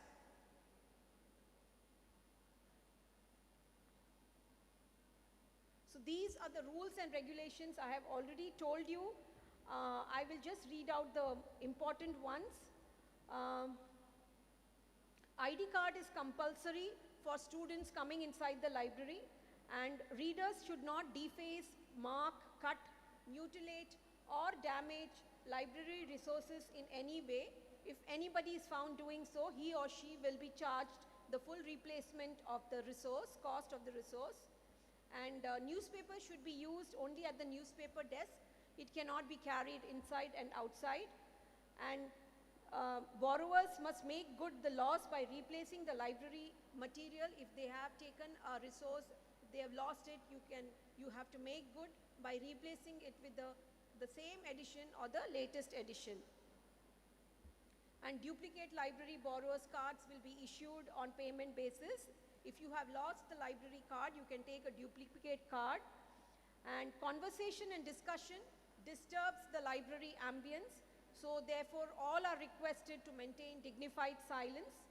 Smoking is not permitted inside the library. All users are requested to keep their mobiles on silent mode. Beverages and eatables are not allowed inside, and no visitor or guest is permitted to use the library without obtaining the library membership. A guest membership can be taken on a fee, and library reserves the right to call back any books that are issued outside. So this is the library email ID, and if you need to give any feedback or you want to give any suggestions, you can write to us at library@yenepoya.edu.in. If you need any articles or any resource, you can write to us at articlerequest@yenepoya.edu.in. So thank you very much for your patient hearing, and I thank the Dean and the organizers of the Deeksharambh Committee 2023 for inviting me and sharing this information about our library. And I request all the students to use the library to the optimum. We are spending a lot of resources on acquiring the best resource for our students and research scholars. So thank you so much. Thank you.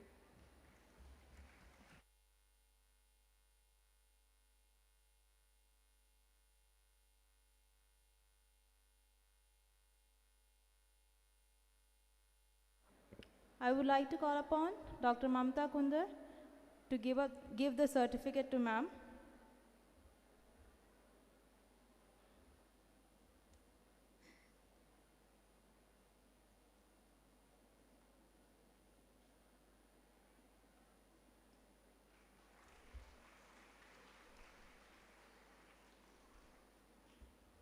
Thank you, ma'am.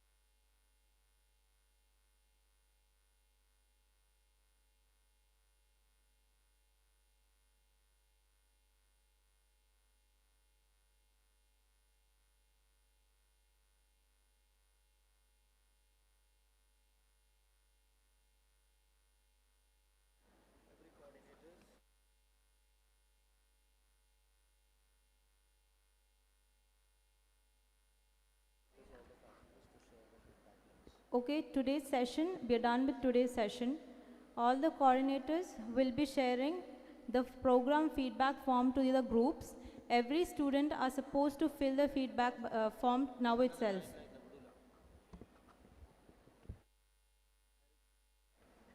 I request all the students, please take your mobile phone and fill the feedback form which is shared by your coordinators. I request the coordinators, please share the feedback form immediately to the students group. Make sure every student, I request all the students, make sure you fill the feedback form for today's session.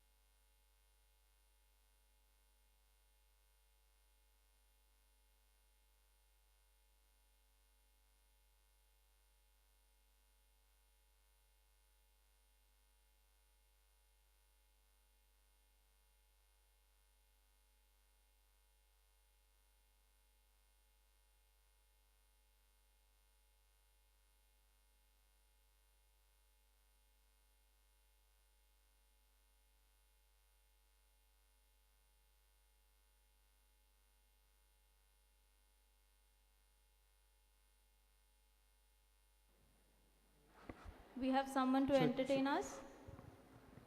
Please give a round of applause. Good afternoon, students. Good afternoon, everyone. Okay, am I audible to you all? Yeah. Now we have.